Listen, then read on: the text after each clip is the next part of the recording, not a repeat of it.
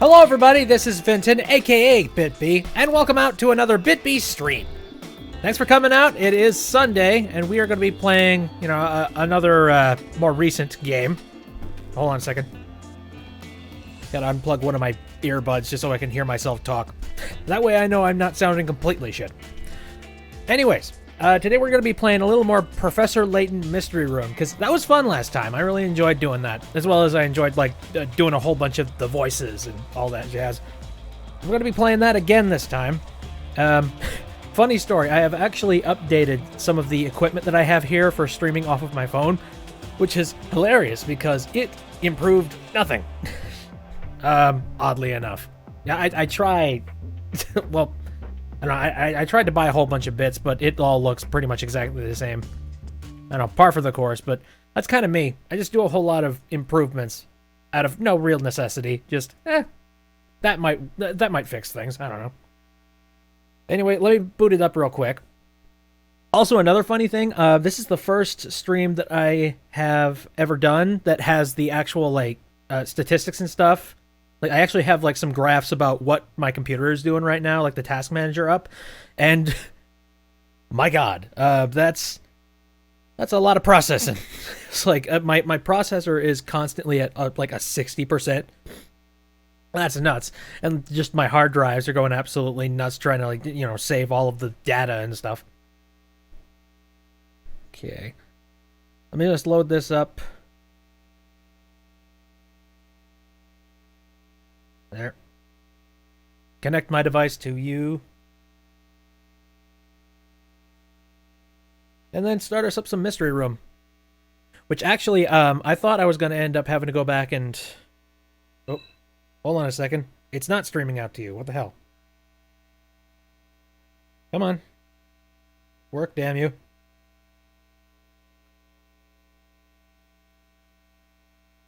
That's weird.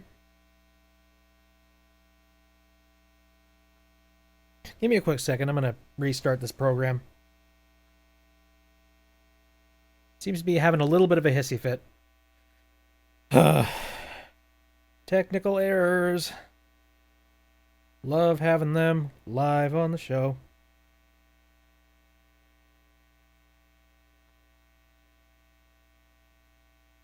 There we go.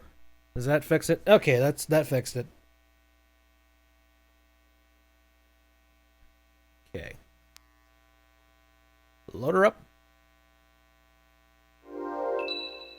Level 5. So, yeah, the quality is pretty much going to be exactly the same as the last time. Oh well. I tried. Anyway, so we're going to go into the next chapters, which I bought. The other ones were free, but these are actually the ones that you have to pay money in order to do, and I'm fine with it because it's a fun game, although I kind of hope that these chapters wrap a few things up, because this game came out in 2013, and it would suck if these next couple of chapters were good, but left us out on, some ridiculous cliffhanger. I would be pissed, something fierce. Because, again, it's coming up on, 3 years since this game came out. Anyway, resume investigation of the file of cases, because we finished up the last one, so we should be looking directly at the new ones. There we go. So here's all the new crap that we get to do. There. In the last episode that we did freshly baked ham sandwich, the fucking hand sandwich. I don't understand that. Let me check the audio real quick, just to make sure it's not blaring. Okay. Let's see. Vinton is here for your health. He is not trying to blow your ears out. Test. That sounds okay. Alright. Just making sure everything's all level. Alright. So, a quick disclaimer. I know I have played a little bit of this one, but I don't really remember much of any of it, and I know I didn't actually defeat it. And then the rest of it, nothing. I don't know anything about the rest of this game. I think. Actually, I might have played this case, now that I look at the thumbnail of I don't know, what's underneath the lock. I might have played that one. Come to think of it, I'm not entirely sure how far I got into this game. Ugh. Alright, whatever. I'm sure if I remember anything, it'll come to me. Anyway, let's start anew. Get that film reel rolling. Get ourselves into a film noir sort of situation. Loading. Filthy office. Here we go. You here, Al? And here comes my terrible, my terrible French accent in the voice of a little girl. As we expecting you? No, I must be in the wrong room. Ah, Lawson. What are you doing here? There you are, Al. So who's this young lady then, I'm Lucy Baker. I'm the prof's new research assistant. You two haven't met before, have you? This is Justin Lawson. He's a detective with Serious Crime Squad. Hold on. This music might get a little annoying if we're trying to talk over it. There. I've shrunk it a tad. There we go. Sorry, but the introductions will have to wait. Have you heard about the actress on the onstage murder case? Hi, I have. I saw it on the Jeremy Summer show. Some loopy fan announced they were going to kill the lass on stage. That's the press's take on it, is it? Hmm? They've got it wrong? Yes, it's much more straightforward than that. A stagehand was found in the wings holding the gun. Oh, God. So you have your man, then? Unfortunately not. Someone punched the young bloke and knocked him out cold, you see. What? The murderer got a thumping? The murderer got a thumping? Interesting. This sounds like a case for the mystery room. We'll look into it. I had a feeling you would take it on. I've already sent the file over. Good luck with it. Alright, ready to dive right in. This must have been the highest profile case the prof and I ever worked on. Yeah, I remember. It was ridiculously difficult to read all this stuff in time. Popular actress, shot on stage in front of a full house. There were 3 suspects. All of them beautiful, and one of them looked like Hey Arnold. Hottest gossip in town in the Jeremy Summer show, covered it every day. But the truth behind the case, that were the real... shit. No one could guess who the real culprit were. No one. But we will figure it out. A murder staged. Waka waka.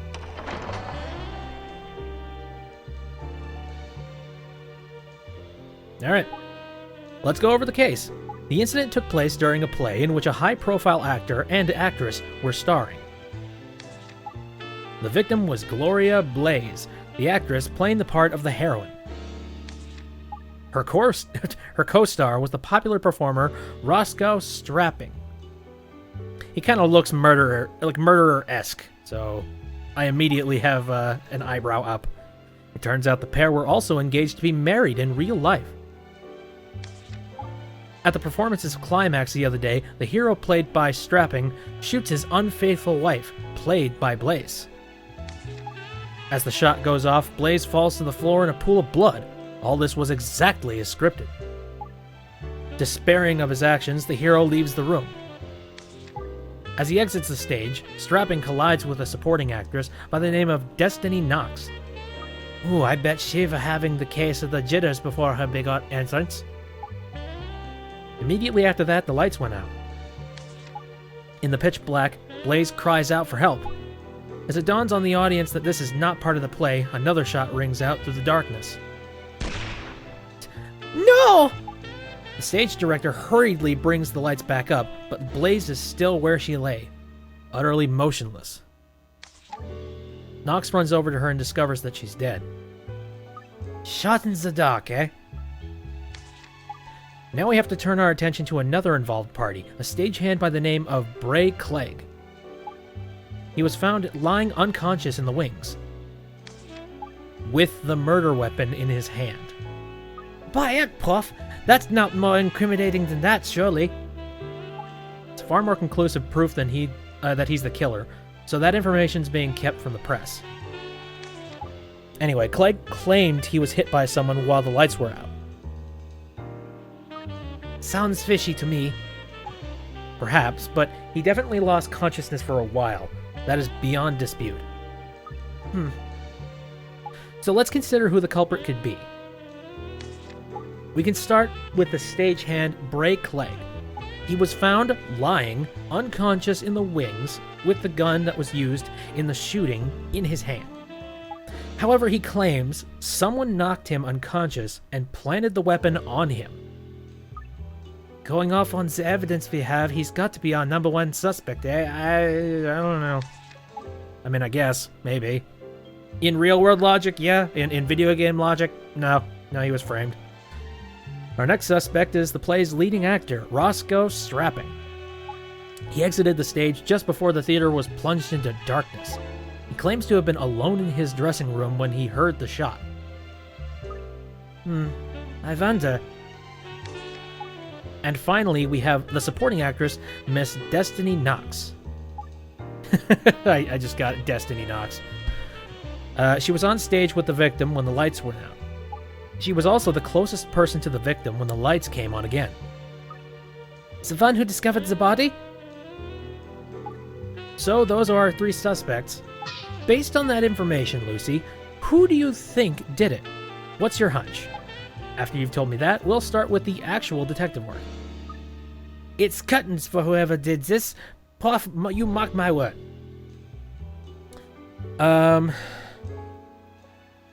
Who's the criminal? Just go with your gut. If I had to take a random stab in the dark, who do you think the killer is? I mean, I would have to say Roscoe Strapping, right? Roscoe? I don't think it would be any of these other things, unless Destiny Knox somehow had some kind of affair going on with, like, the main lady. What was her name? God damn it. I've already forgotten her name. Shit. I'm pretty sure it's not Hey Arnold here. Let's see. One of Blaze's fanatical admirers, the media have pinned the murder on this as yet unidentified mystery theatergoer. Maybe. I don't know. All ties lead to Roscoe, so I'm gonna just go with that.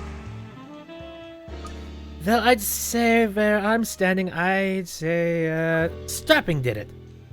Excellent, I agree. Fuck yes. All right. I knew it. Yes, I'd say it's 92.9%. 92.9% certain that he is the culprit. Well, we best call the man in, and have him put paid to your doubts about the other 7.1% then. Exactly what I was hoping to do. But I'm not sure he'll come. Let's take a moment to consider what we already know about Strapping. I know something. Roscoe Strapping, stud of the stage, engaged to be married, but engaged in you-know-what with another lass at the same time. At least that's how they said on the Jeremy Summer show. So our suspect is something of a cad. Right, okay. So, debauchery. Nice. I kind of figured that. Some kind of a weird affair is happening. The worst kind of man, and an enemy of all women. But that's not what we should be focusing on here. There's something else that interests me. Question mark? Oh, what's that? He's an actor, and actors are masters of deception. They make fantasy appear as reality. And Strapping is one of the best. Could be a tough nut to crack then, eh, Puff? Nope. Oh god, the pizza's here. We've got company. Who are you? Oh boy. Do you excuse the unannounced entrance? Oh, Roscoe Strapping! Well, well, what a bell. An unexpected pleasure, I must say. Are you a fan, Precious? You wish. I'm a research assistant here in... Oh, God. English. I'm a research assistant here in the mystery room. D.C. Baker to you. This is the mystery room? This very place I've been looking for. You must be Roscoe Strapping. The one and only. My fame and talent precede me. I see. Good. And you are? I work here in the mystery room with Detective Constable Baker. Inspector Layton's the name. Might I ask why you're here? I heard there was a team attempting to unravel the gruesome truth about my dear Gloria's chilling end. Alright, for every single one of these cases that we've had so far, the killer always tries to help solve the mystery. I have this strange suspicion that we are absolutely right about this. So I came to solve the mystery. Oh, sure you did. Huh? Well, that would be great help. Please enlighten us. Yes, enlighten us, sir. Okay, deductions. Bly's is... Oh, okay. So without further ado, I present to you the truth. The identity of the black-hearted miscreant responsible for my late wife-to-be demise. It was... Dun dun dun! Breakleg, the stagehand! Well, you're quite the detective, aren't you, Mr. Strapping? It is an elementary case of deduction, my dear. Firstly, he was crushed by unrequited love. And secondly, the prize simpleton was found holding the murder weapon. Simply following these two lines of investigation leads you directly to the unequivocal truth. That my dear Gloria shuffled off his mortal coil when Bray Clegg put a bullet through her chest. I see you're fairly fixed on your line of inquiry. Aren't you going to set the upstart straight, Puff? On the contrary, I think Mr. Strapping has some very compelling theories. So, let the investigation begin! He stole the Puff's line. Yes, he did. Alright, Blaze's wound. Let's see what that wound has to say. Investigating the wounds means checking out the body, right? Would you like a strong man to escort you? I'll be fine, thank you very much. Dick cheese. Alright, start the investigation. Load. Waiting. There we go. I actually, I completely skipped the entire, check the crime scene thing just by saying, I think it's this asshole. Alright. So, the first thing that we should do is check the body. Alright. Blaze's dead body. She was killed with a single bullet through the chest. Forensics confirmed she was shot from a distance of 1 to 3 meters away. Okay. A single shot to the heart from between 1 and 3 meters away, resulting in instant death. Exactly, from the barrel of that very revolver found in Clegg's guilty hand. I'll see that dastard rot in hell. Please, try to remain calm. Let's continue with our investigations, shall we? Of course. Do excuse me. The bullet passed straight through the victim's body. We should be able to find it somewhere on the scene. I hear you, Puff. We're looking for a bullet hole now. Meh. Okay. Bullet hole. Let me see. Let's zoom out. So if it was actually a stagehand, yeah, wouldn't it have ended up somewhere way over to the left over here? Let's look over here. Oh, a replica gun and a rubbish bin. Remote switch? What? Okay. Weird. There's a bullet over here. Oil stains, ladder. Oh, no, I didn't mean. Here. Go back, please. Oh shit. Nope. Yeah, just back. No, I don't want to. I'm so fucking lost now. All right. Back to the crime scene. There, that'll do.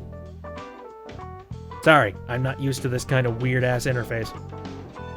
Okay, does the sofa have anything? Oh, here we go. Bullet hole. Having passed through Blaze's chest, the bullet that killed her pierced a hanging picture to finally lodge itself in the set wall. Interesting enough. Alright. This is it, Puff! Okay, so from the relative position of the hole in the corpse, we can deduce where the shot originated. I'll figure it out in a jiffy. Not so fast. We already know that Gloria's life was taken by a bullet. Any further investigation about this is a complete waste of time, surely. Right. Fucking murderer. We're just trying to be thorough. It won't take a moment. But it won't take more. Fuck this game and its weird writing. I don't know. It's not the easiest thing to read just on the fly, especially when you do not remember any of it. Well, if you will waste precious minutes while that miscreant roams free, just get on it. Get on with it quickly. Alright, locate where the shot came from. You know... Okay, so... If there was a bullet wound there... I see a set of X's here. Like, I don't know if you can tell that. Like, the little, like, X... I'm trying... It's really difficult to point to it. Like, can you see my mouse on the screen here? Hello? I have no idea. Let's see. I don't know if you folks at home can actually see my mouse. It hasn't shown up. Damn you. Freaking Twitch lag. Okay, you know, you can't see my mouse, whatever. But there's a set of a couple different, like, pieces of tape on the set. And it looks like Roscoe would have been standing on the farther one, like, near the crowd. And then Blair would have been standing on the other one. So he would have shot her, and it would have gone straight into the painting behind her. So, if I were to say anything, or like if it were to have happened anywhere, it probably would have been on that stage position B. It was fired from here. Well, as far as I can tell, I'd put the suture about here. That was my position on stage.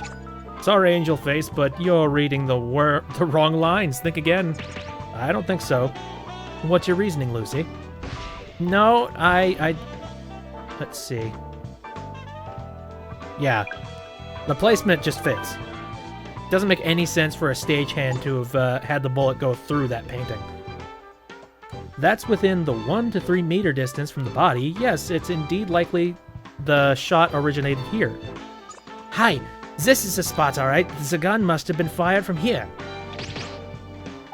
What an extraordinary coincidence, ladies and gents. 1 in a million, the very spot I occupied on stage. Of course, it's of no relevance whatsoever. As I expected, this has all been an utter waste of time. On the contrary, this is an extremely relevant extremely relevant information. Pardon me? When the shot was heard, it was pitch black on stage. Shooting the victim dead with a single bullet in total darkness is bordering on the impossible. Bordering on, perhaps, yet, alas, my Gloria's life was taken with one such miserable slug. Whatever you may say now, nothing can bring my darling back. Oh, fate, you are wait a minute. The detonator in the back. I think this jackass actually... The killing shot was the first one, wasn't it? Yeah, I feel like I've done this, I feel like I've done this mystery room before. Because, like, it's starting to come back to me. I think the shot, like, the first shot was a genuine shot to the chest. And then he used a detonator, like, you know, that remote detonator in the back to make an explosion happen offset.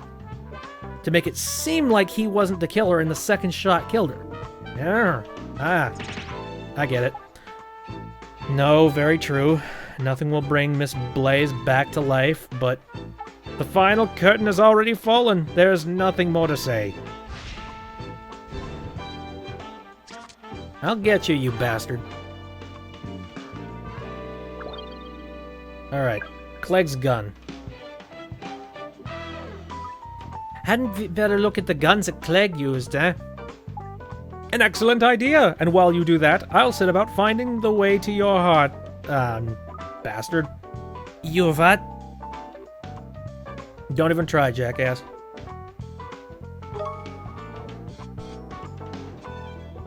Boo-doo-doo-boo-doo-boo. Okay, supposedly the murder weapon is Clegg's gun. Supposedly. Let's take a look. An old revolver that has been identified as the weapon that killed Blaze. 5 unused bullets were found in the cylinder. Oh, So it was loaded with 6, and 1 is missing. Okay. I've got it, the murder weapon. This is the gun, alright? Brava! Brains and beauty. What am I gonna do with you? Give over, I'm not special. The barrel of this very gun carried the bullet that pierced my beloved's heart and stole her from me. When you examine the evidence, that is exactly what you shall find. So now you must ask yourself, what scoundrel was holding the gun? I know. Clegg's holding the gun, but it was clearly fucking planted. There. Here he is, here's Clegg. He's been knocked out while he's still holding the gun. Excellent work, Angel Face. What fantastic eyes you have. Creep. Perhaps you'd like to come and work for me as my personal assistant? No? No thanks, I think I'll pass. Pity. Still, at least now we have conclusive proof that Clegg was in possession of the murder weapon. Surely that's more than enough evidence to charge the rapscallion. Let's not forget one rather crucial thing. Clegg was struck repeatedly in the back of the head. Obviously, the boy did that to himself. Let's assume for a moment that Clegg is guilty, and that he knocked himself out to avoid suspicion. If that were true, it would be very strange indeed. Do you see why, Lucy? Why would it be strange? He was still holding the gun. Well, I mean, he was hit multiple times. That's a little weird. I feel like maybe he wouldn't be holding the gun if... I don't think he would have been holding the gun if he had passed out. Yeah, right. Well, if I were trying to make it look like I hadn't done it, I'd have chucked that gun away for starters. Exactly. Oh, okay, I get it. It's not the whole passing out thing, it's the fact he's still holding the fucking gun. Whatever plot you came up with to divert suspicion from you, it would not involve holding the gun. No, however you look at it, Clegg would have disposed of the gun before knocking himself out. Oh boy. Tut tut, you make such assumptions without knowing the man. I tell you, he's a fool, a complete imbecile. That's why he didn't have the brains to figure out he should dispose of the gun. It's really quite obvious. I see. Well, there's nothing more we can say on that matter then. Unfortunately not. The man is witless, and that's all there is to it. Great assumptions. From Mr. Murderer here.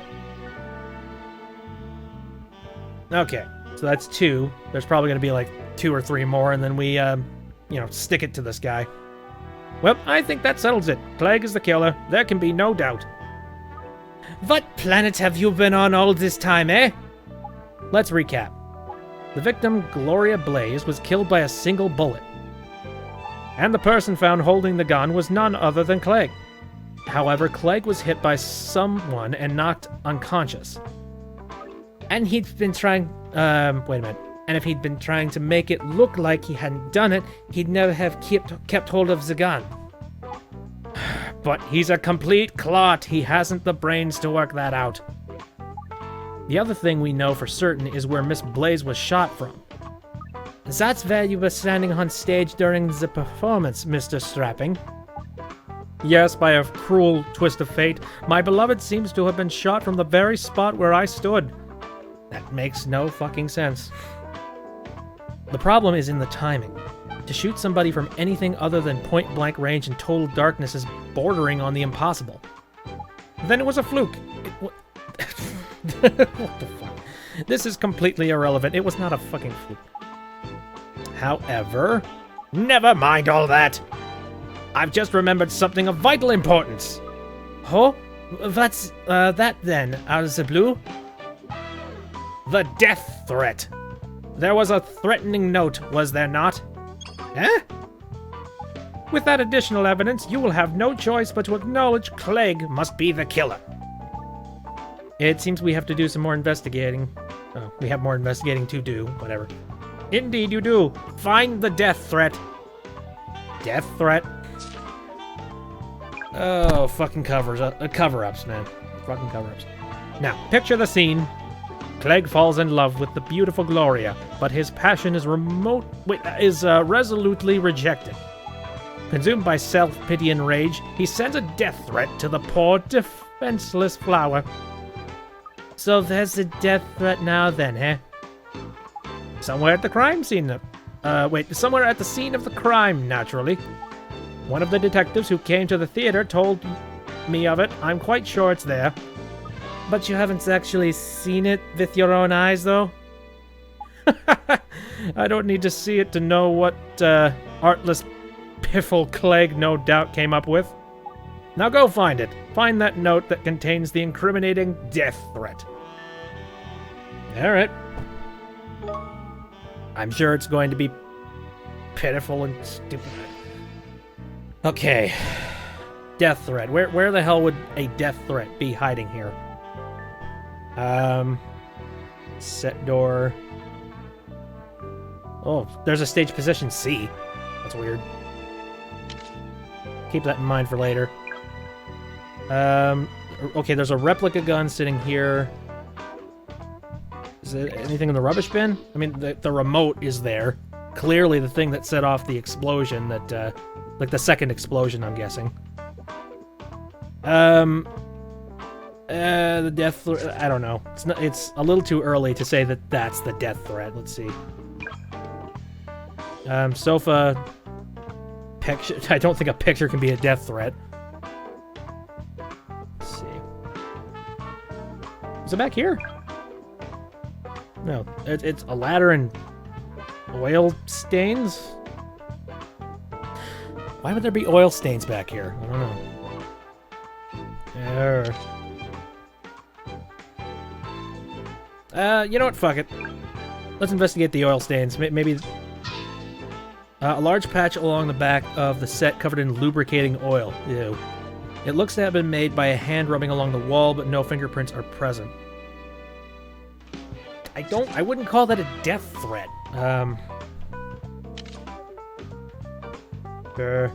Is it on her, maybe? Oh, there it is. Okay, alright. That was a little obvious. Alright. Take a look at this. Here, Prof, I reckon you must be, this must be the death threat, don't you? Excellent work, Lucy. That's for the Prof to decide, Mr. Strapping, not you. You'll pay for betraying me. I see. Isn't it a bit funny that it says betraying, I mean? It makes it sound like Clegg had, and Blaze had a fling or something. Utter tosh! Gloria only had eyes for me! In that case, it seems probable that Mr. Clegg was not the author of the note. That's one possible explanation, yes. So, who were it that Miss Blaze had done the dirty on them, then? God. Stop, get your head out of French, lady. Of course, it's so obvious. The killer must have been a member of the audience. Gloria had countless fanatical followers. Picture the scene. A fan consumed with jealousy over Gloria's engagement to me. Oh, yeah, you just let that ego inflate. You know, here's a bicycle pump. Just pump it up a little more. Oh, my poor beloved. How you shook like a lamb whenever you opened one of their tasteless letters. The scrap of paper we've been musing over is quite obviously a death threat from this unhinged fan. Whatever. I don't trust anything this guy says. Again, every single time we have tried to figure out a mystery with a person with us, it's always been the person who joins us that's the killer. So fuck it. By Epquoff, if we have to pull in everyone from the audience for questioning, we'd be here all year. Yeah, exactly. That's the phone. Excuse me a moment. Whoop whoop. Dot dot dot. Doop-de-doop-de-doo. So, tell me, are you two involved? What? Okay, that's random. I beg your pardon? You must be, surely. A true stallion would be set to get a little frisky, cooped up in here with such a fine young filly. This guy needs all of the jail. If I were her, I should take it as an insult to my femininity that nothing had happened. You're a red-blooded male, aren't you? And also not a perv. Mr. Strapping, is that for the young manager on the... Wait, is that for your manager on the phone? There's a famous chap who wants word with you at the office. Good gracious, is that the time? Wait, is it that time? God. I apologize for not reading this 100% accurately. Also, I'm kind of a perfectionist when it comes to reading, so keep jumping back and forth. It must be that bore of a £2 million film I'm supposed to be acting in. Naturally, they want me as their headliner. What was it now? A pirate film, I think. Well, it sounds very important. You won't want to keep them waiting, I imagine. Well, seeing as we proved who the murderer is, I shall take this opportunity to make my exit. Alright, ta-ta then. We'll be seeing you. I'm looking forward to it already, precious. It's DC Becker to you. Adieu. He's being a little too cool and calm with flirting with other people, just as his beloved is dead. That man gets right up my nose. Do you really think he did it? Yes. Without a shadow of a doubt. We still have a number of riddles to solve, but he's a very intelligent adversary. Oh, he doesn't seem that sharp to me. He very carefully and deliberately diverts the conversation away from the most crucial point. It's the most crucial point? What's that then? Whether Blaze was actually shot in the dark or not. Exactly, yeah, I mentioned that. I think the first shot was the killing blow. The second one was just a distraction. Are you saying that Blaze weren't shot when it all went dark? Do you recall when we concluded the shot was fired from? Oh wait. Aye, from where Strapping had been standing on stage, weren't it? Yes, and to hit Blaze from that distance with a single shot in the dark would be impossible.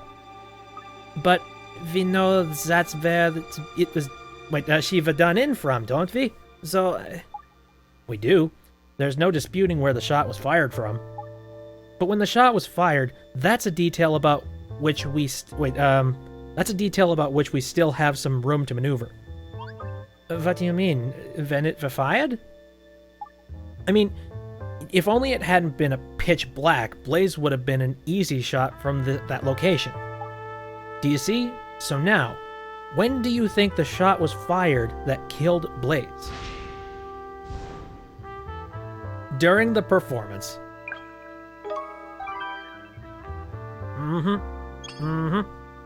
By Egpuff, not during the performance.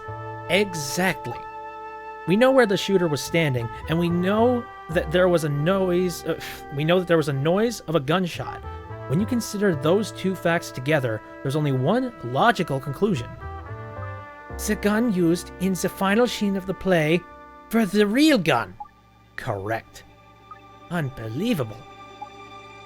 We can be almost certain that the truth of the matter, that's the truth of the matter, but is just a theory at this stage. We need to find some evidence that Blaze was actually shot while the performance was underway. I hear you, Prof. I'm on it. Now, we saw the prop gun that was sitting in the back. If it hadn't been messed with at all that day, then maybe we could just make the assumption. It's not proof, though. It's just like, oh, there's a prop gun in the back. Prove Blaze died mid-performance. This is an interesting one. Let me think. There's a blood stain. Could that have something to do with it? Let's investigate. A grim mix of Blaze's real blood and stage blood. The bright red is the fake blood, while the real blood has now darkened. I don't know if that's proof or not. Oh, no. God damn it. Sorry. The back button is like literally to the right of the screen, and it's just... I have been conditioned by Android that that's the button that you press to go back. Prove she was killed mid-performance. Sofa. A lamp. A picture. I suppose if we knew, like, specific times where pieces of set were actually put, that would help us out a little bit.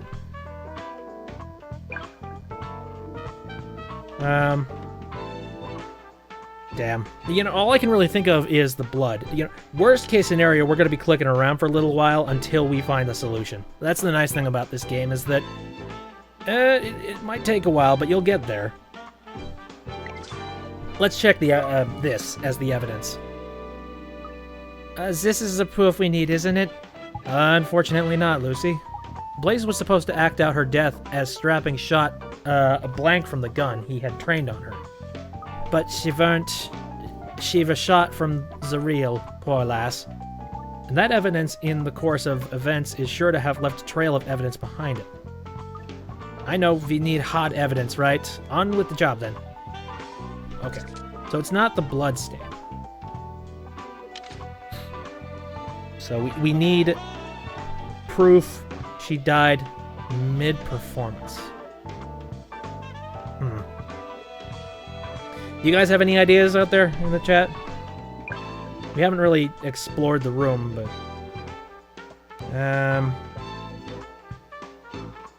set door. I don't think the set door will be anything.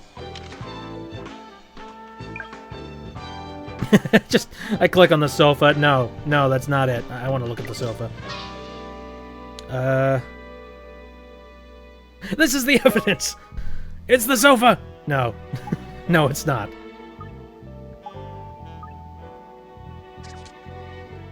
Okay.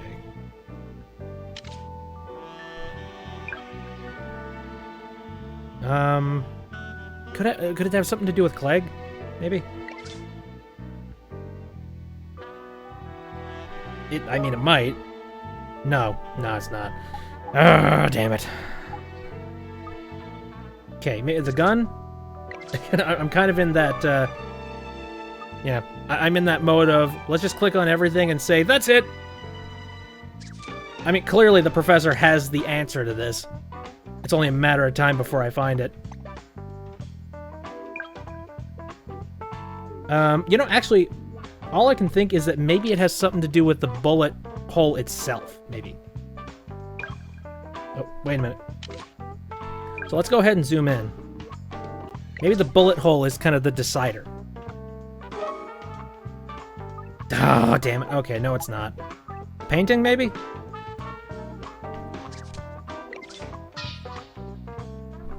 This is the evidence? Nope, it's not the evidence. Oh, man. Again, I'm all ears if anybody has any ideas on what could potentially be the proof that Blaze died mid-performance.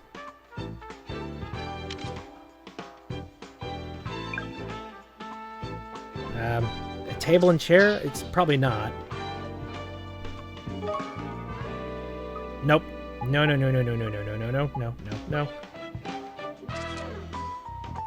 Maybe it has something to do with the body. Let me check. Okay, we checked the blood stain. Maybe this is sort of hinting this, like, She became a corpse before it all happened. No, it's not.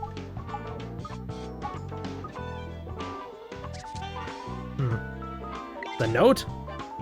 Probably not. Nope. Okay, so it has nothing to do with the corpse. Okay. Stage position. Okay, maybe stage position A?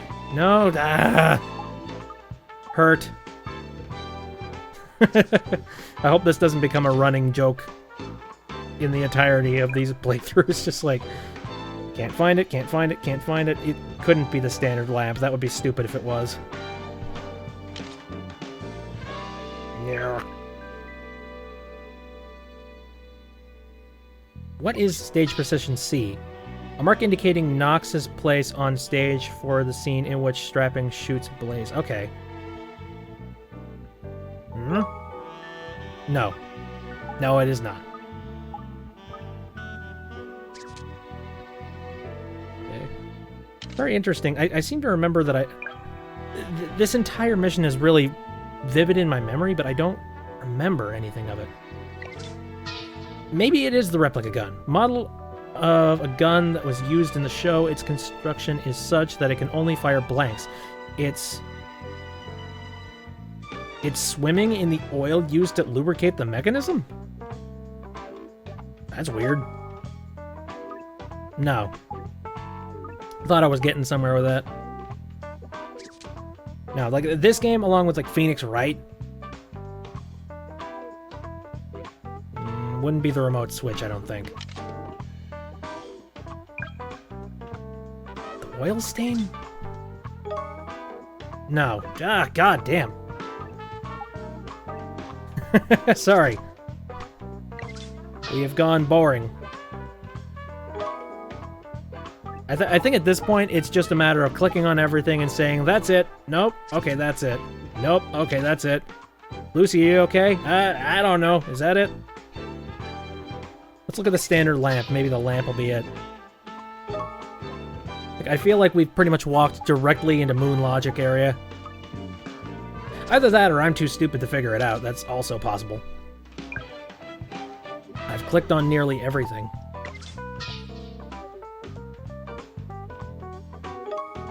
Stage door? No. Oh, this is terrible.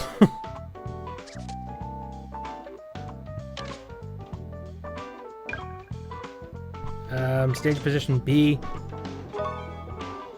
Nope.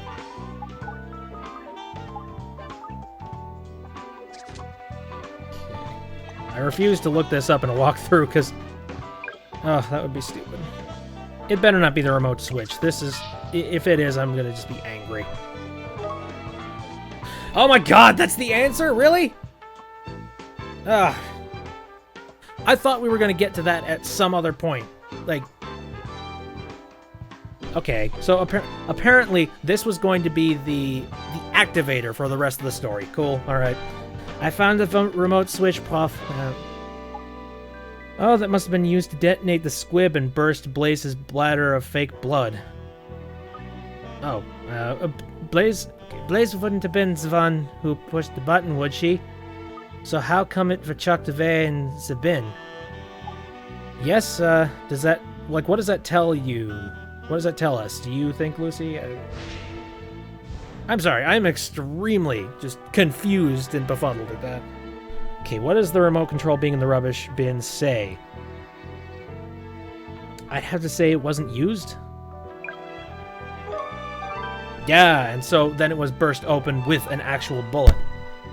If the remote here in the bin, then chances are Blaze never pushed the button at all. There you have it. Despite failing to trigger the squib, blood poured from Blaze's wound during the performance. Because she were actually shot with a real gun. And we have the entire audience as witnesses. That's hard evidence then, isn't it, Puff? Yes, well done. Okay. So, because of the fact that somehow it ended up in the garbage can, I guess I'm absolutely confused as to why it would even end up in the garbage can. Let's hand the remote over to forensics and have them confirm the buttons were never pressed. That's gonna be difficult. I don't know. I'll go ahead and ask them right this minute. Sorry, my accent goes away as I get more pissed. I've been and asked them. I've been thinking while I've been gone, why would you want to kill someone in front of all them witnesses, eh? That, Lucy, is the biggest mystery of the case. If his aim had been even slightly off, he'd have given himself away in an instant. It's hard to see what was driving him, I must say. Well, there's no point worrying about what we don't know yet. Let's continue our investigation based on what we know. Blaze was shot with a real gun in the final scene of the performance. Now we've established that, the events that followed in the darkness start to fall into place. Oh, aye, there's plenty of questions needed answering now. Firstly, Blaze's scream. And secondly, the gunshot that rang out through the darkness. Let's get to the bottom of those two curiosities. Alright. He said that, like, there was a scream when the lights went out, so it must have been somebody else. Let's take a look at that. Okay. So if Blaze were dead and the doornail already before it went dark, she'd have... Wait, if Blaze were dead as a doornail already before it went dark, she'd have had a hard job screaming, eh? Yeah, a little bit. The most obvious explanation is that it was someone else who screamed. So, Lucy, who do you think actually let out a scream in the darkness? Well, probably not Roscoe. I don't think he could hit that high note. It was probably Destiny. A new actress in the victim's show. You know, probably. We don't know what Bray Clegg sounds like, so I don't know. Maybe. No, it wouldn't have been Gloria. I'd have to take a guess it was probably Destiny.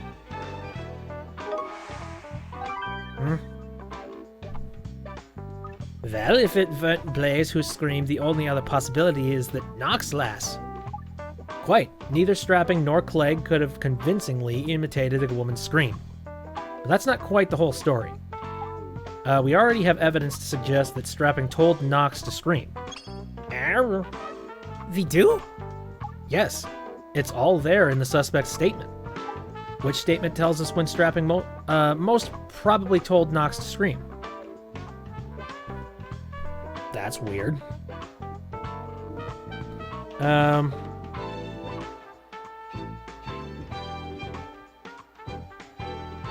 Weird. Okay, so let's read these things out one at a time here.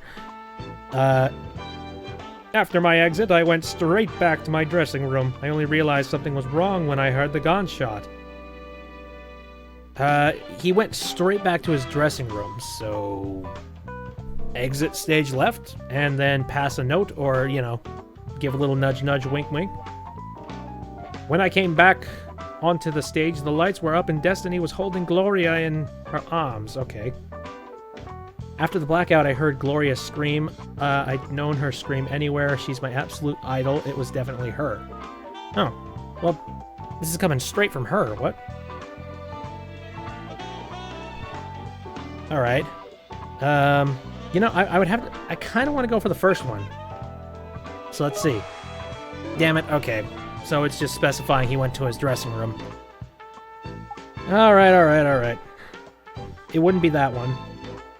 Which statement suggests Strapping passed a secret message to Knox. Okay. After the scream, I heard a gunshot right next to where I was standing. It was pitch black, so I couldn't see anything. I remember being utterly terrified. Okay, when he made his exit from the stage, Mr. Strapping bumped into Destiny. Oh! Oh, alright. Okay. Wait, what? Oh, shit. I had that other one selected. Fuck. No, that one made a lot more sense. Here. Thank you, Bray. Okay. Yep, Mr. Strapping bumped into Destiny. That sounds dead fishy, that does. Agreed. Knocking her over would have given him ample time to tell her what he wanted her to do. What, so Knox was an accomplice then? Not exactly. If she were really his accomplice, they would have plotted the whole thing together from the start. Hi, Why didn't they? That's a bit odd, isn't it? It seems there's yet more to this case that meets the eye. Interesting. Okay, now the shot in the dark. Let's get this straight. If Blaze were killed during the performance, what was the shot that everyone heard when the lights went out? My guess is that it was fired by Strapping as part of the whole deception.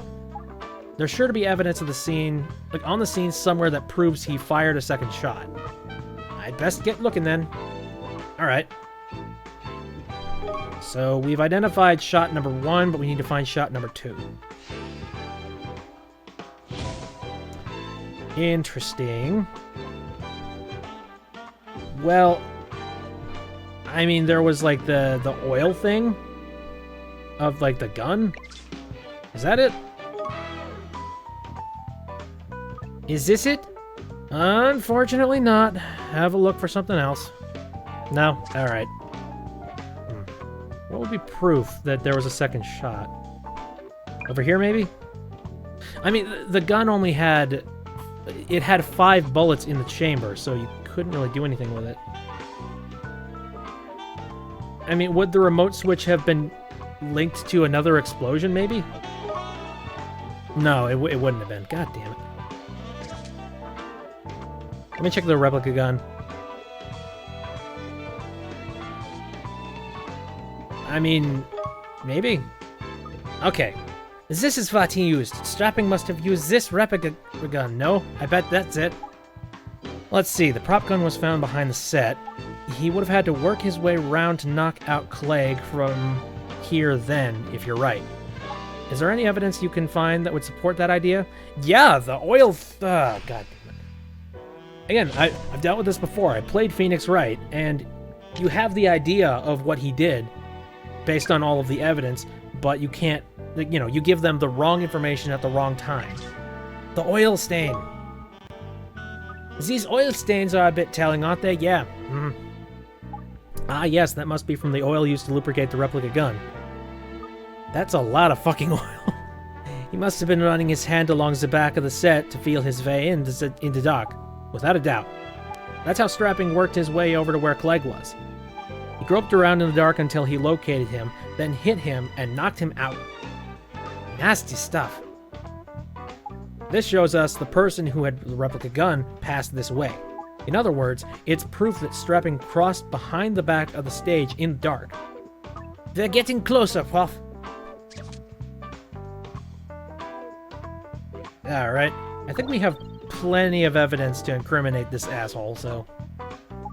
We've homed in on the truth, it seems. And proved that Strapping's the killer. Ring ring? Alright. I'll get it! Okay. Cross our fingers. See if this is good news. It was forensics.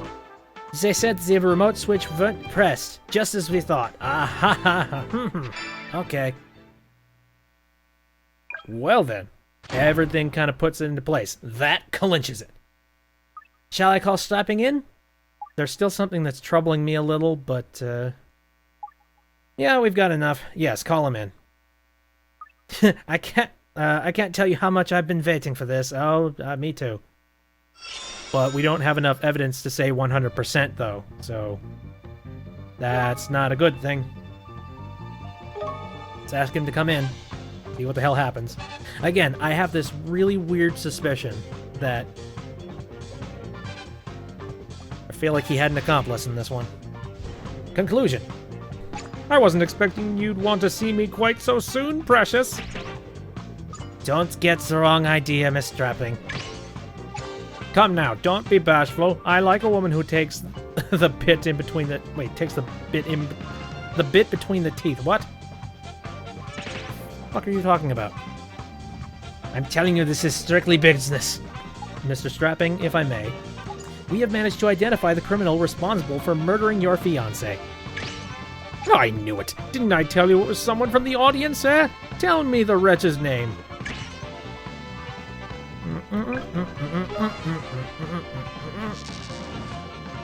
Fuck you. The killer, Mr. Strapping, was you! Oh, precious, if you want to get my attention, there are more effective ways, you know. This guy's a dick. No, Mr. Strapping, Lucy is quite serious. You killed Miss Blaze. What a disappointment. You really are an artless pair. I have already laid it out for you on a platter. The killer was hiding in the audience.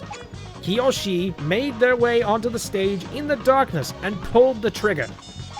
With one fateful bullet, my darling's heart was pierced, and our love rent asunder. Oh, whoa! Sorry, but that just doesn't stack up. It'd be almost impossible to have killed her with a single shot, and here's why. Let's see. Why would it have been impossible to kill Blaze with a single shot? The murder weapon was a gun! No, it's very easy for that to happen. It was pitch black on stage is why. I don't know, a lot of this shit is conjecture. Like, there's some proof in here, but a lot of it is conjecture to just try to frame somebody.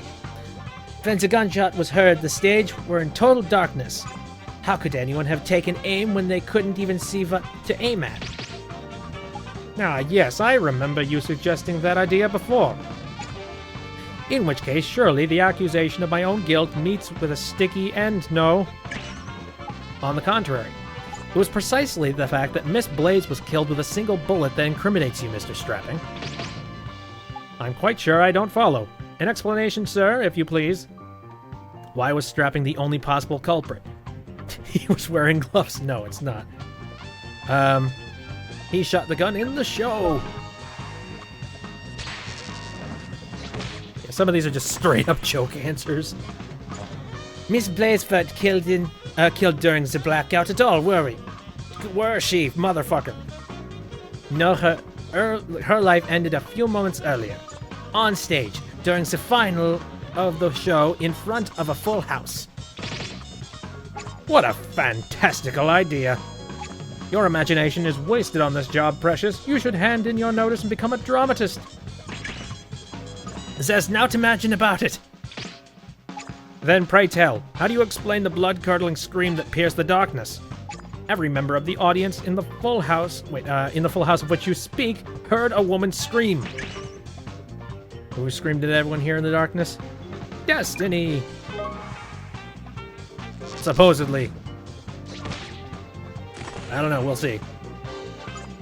I'd be willing to bet it was Miss Knox that screamed. What rot! You're clutching at straws now. Everyone actually there said it was Gloria who screamed. That's just because when the lights came back on, they saw Miss Blaze lying dead on the stage.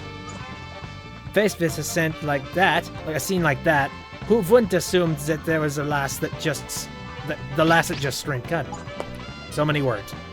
And just before the lights went out, you bumped into Miss Knox. It's in Mr. Clegg's statement. That's when you told her you were going to need her to scream once you cut the lights. You are quite deluded. This is all utter fabrication. They're not deluded at all. You know it's the truth. Stop trying to deny it. I have absolutely no recollection of anything you're saying. Your so-called evidence is all circumstantial. Do you actually have any conclusive proof at all? I haven't seen a shred of hard evidence. Oh, we've got proof, all right. How about this for starters? What irrefutable evidence proves that Strapping shot Blaze? Supposedly, it's gonna be the detonator, right? Here. Where is it? Detonator. What's date? Ladder. Death threat. Remote switch. Alright. Let's see what happens. What perf? Isn't that the SWIB remote? Aye. Which should have been carried by Miss Blaze for her to push the button in time when you fired the blank. But Mr. Strapping, the button was never pressed. So it's a bit hard to explain where all the blood came from in the final scene, eh? No, that can't. There's only one explanation for it that makes any sense. I think you know what it is, don't you, Mr. Strapping? She was bleeding because you shot her with a real gun. Oh, fuck. Clearly, Gloria just forgot to take the remote control with her that time. There's no way out of this, Mr. Strapping. You can't explain it away. You shot her, no question. Nonsense. Nope, not nonsense. Oh shit. What? Encore! You what? You overwhelmed me before with your barrage of illogical claptrap, but now I've recovered my poise. I'm not guilty. I was framed. Clegg was behind the whole thing.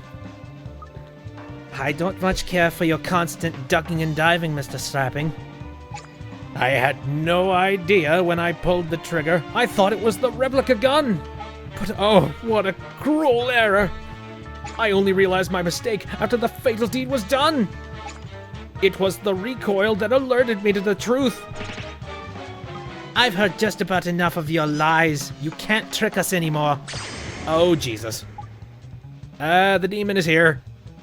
Oh, but my dear Lucy, he's telling the truth now. Oh, crikey, not again!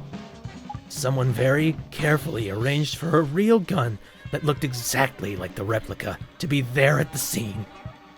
Yes, that part of all this was very much a premeditated crime. But everything that followed, that wasn't driven by lust, nor by heartache, by heartache, nor by insanity even. No, what followed was nothing more than an ad-libbed scramble to hide the truth. Come on, Prof, you're not saying there was someone else involved that switched the guns over? Oh, yes, there was someone else involved. The mastermind behind this whole charade. Just the sort of killer I like! You're getting rather carried away in your soliloquy. But despite your rather crazed demeanor, I believe you've got the truth, Inspector. You've got the truth. Indeed, the root of all this evil is Clegg. He's the one who switched the guns. After all, the man was head over heels in love with Gloria. Bit of a funny way to show it, isn't it? Why then, you ask, did he feel the need to kill Gloria in front of a theater full of onlookers? The answer, of course, is staring you all in the face. Hey, enough of this high and mighty know-it-all attitude, eh? You're the guilty one, don't forget. Guilty? Moi? Au contraire, I am a victim of all this. Listen to you two. Yapping like dogs. Not lapping like dogs, but dogs do lap. Regardless, am I gonna have to cut off your tongues just to get you to shut up? There's really no need for violence, Inspector. Hey, keep your hair on, Prof. So, strapping. Yes, what is it, sir? You pulled the trigger on what you thought was a replica gun and shot a bullet right through Blaze's heart. Then, to avert suspicion, you cut the lights and had Knox scream as you fired off a blank. And just to be sure, you fumbled your way over to Clegg, knocked him out, and put the gun in his hand. Isn't that how it happened? To the letter. Bravo, Inspector. A brilliant deduction. You're admitting it now. I didn't think you'd fall that easy. So you're a coward as well as a crook. What are you talking about? I did it for justice! Direct your scorn at Clegg. He switched the guns. He's the true criminal. Clegg switched the guns? Don't make me laugh. Remember Blaze's dead body? That mouse of a man doesn't have the flair for such an inspired death. Inspired death, eh? Oh yes, inspired and beautiful. The final scene. The audience on the edge of their seats. Then, pow! Shot through the heart. And you're to blame! No, blood spilling everywhere. The stage awash with crimson glory! Magnificent, wouldn't you agree? Is this fellow quite alright? What are you talking about? There's not magnificent about murder, Prof. You don't see? No, I don't! And I don't much want to. Not the way you're seeing things right now, anyhow. Yeah, at least you're plucky. Think, Lucy. Who's the mastermind behind this crime? And what is the evidence that proves it? You've both seen the evidence already. It couldn't be more plain. Well, this has gone off the rails quick. Oh, who's the mastermind? Again, I have this strange suspicion it's Destiny. Though generally regarded as a good-looking and competent up-and-coming talent, there are rumors that she'll stop at nothing to get a part. I have a suspicion it's her. So, who masterminded the whole thing and switched the guns? I think it might be Destiny. And which piece of evidence reveals the true mastermind behind the case? You know, it would probably be that note.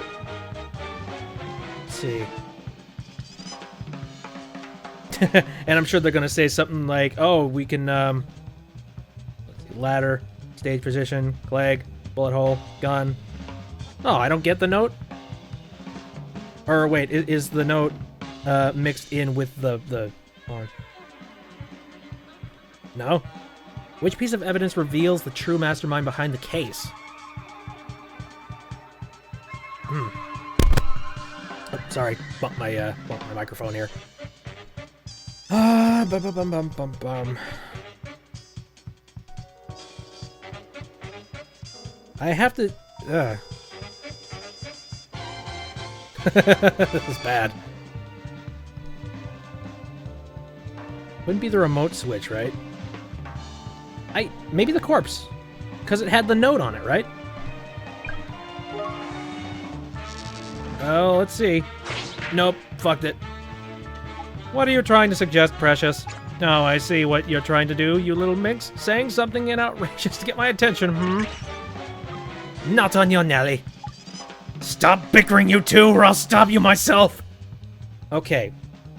Again, I still suspect it was her. But which one of these would be it? It wasn't the corpse. Model of the gun that was used in the show, its construction is such that it can only fire blanks. It's swimming in the oil used to lubricate the mechanism. Having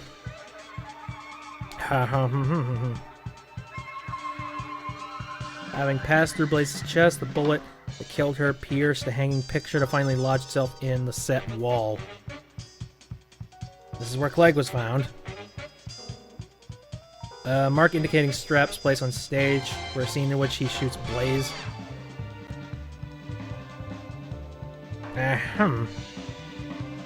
Switch to detonate the set. I'm gonna press the squib. I don't know. Nope. Shit. Nope. No. Let's skip. Okay, well, wait a minute. Maybe... I still think it was Destiny. Still think it was. But the... Which piece of evidence reveals the true mastermind behind the case?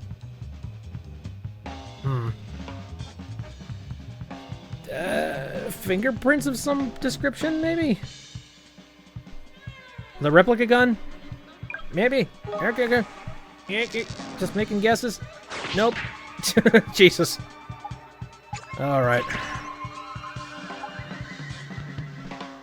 Okay, let's do this again. I'm a little low on ideas here. Bullet hole. You know what? Let's just go with this one by one. And if none of them are right, well, then she's off the clear. She's, out of the clear. Nope, that wasn't it. Skip. Okay, it was still her. Let's add... Oh, I don't think it would be the bullet hole, but alright. Again, we're just trying to figure this shit out. I know what I'm trying to explain, but I can't... I really don't know how to describe it mechanics-wise.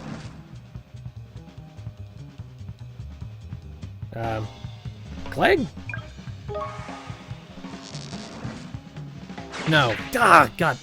I thought maybe just the fact that he was beaten up. Alright. So it wasn't any of this shit. It wasn't Clegg. Maybe this? Nope. Oh, come on. I'm gonna be spending the rest of the episode just, doing nothing but this. If it were the note, I mean, like, the note was inciting, like, revenge or something. That was the first thing that I thought of. Maybe it has something to do with revenge. It's not that one. Skip, skip, skip, skip. Okay. I mean, heck, maybe it was somebody else.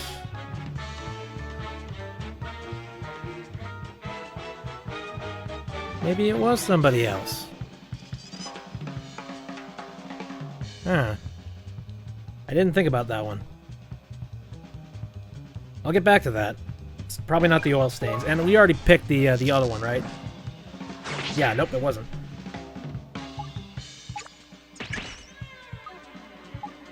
I just thought of something.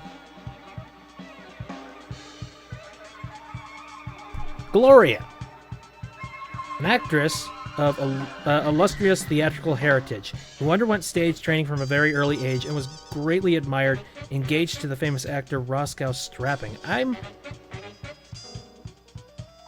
Could she have done something to try and get him incriminated and arrested? Huh. Let's look at the evidence and see if anything fits with it. Blaze's dead body, she was killed with a single bullet to the chest. Model of a gun that was used in the show. Its construction is such that it can only fire blanks. An old revolver that has been identified as the weapon that killed Blaze. 5 unused bullets were found in the cylinder.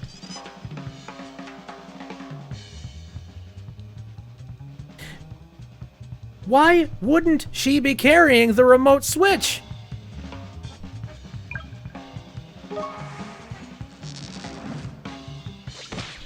Yeah! It for Gloria Blaze, Shiva the mastermind behind the whole thing. And that's the remote control that proves it. I get it. She wanted to incriminate him. You've really lost the plot now, Precious. Gloria is the victim of this terrible crime, not the perpetrator. Lucy's absolutely right. Thank goodness you're back, Prof. Sorry if I alarmed you. Yes. The remote control we found, discarded in the rubbish bin. I believe Miss Blaze threw it away on purpose. What a ludicrous what a ludicrous suggestion! Why on earth would she do such a thing? Because Miss Blaze planned all of this right from the start. She was responsible for switching the guns. She knew she was going to be shot dead that day, so she had no use for the remote control. That's just... I don't understand. Why would Gloria orchestrate her own murder, for goodness sake? Yes. What was going through Miss Blaze's mind to make her take such extreme measures? The answer to that is written in a message which you have already seen with your own eyes. The note. What message? The message that Miss Blaze wrote to you and left for you to find. Lucy, would you care to explain? Yes. The death threat.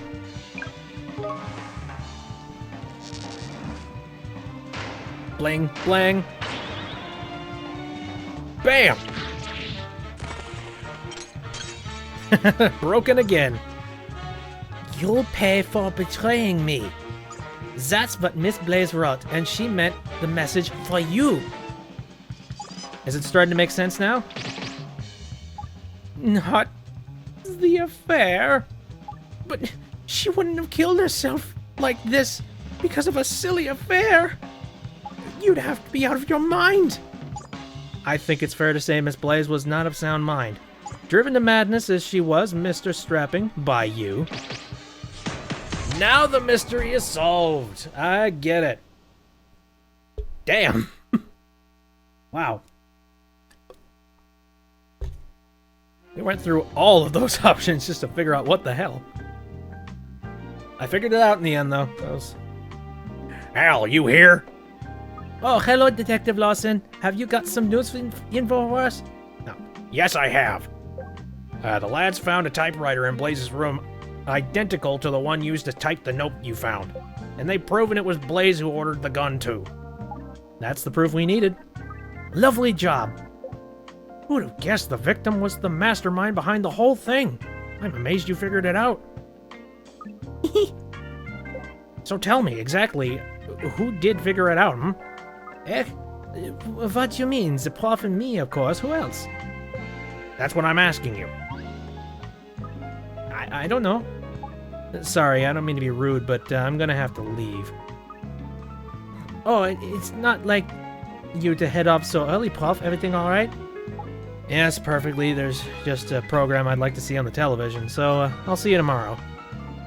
Okie dokie. See you later. Bye, Al. Nice work. I bet the Prof's jiggered after that excitement. Excitement? What do you mean?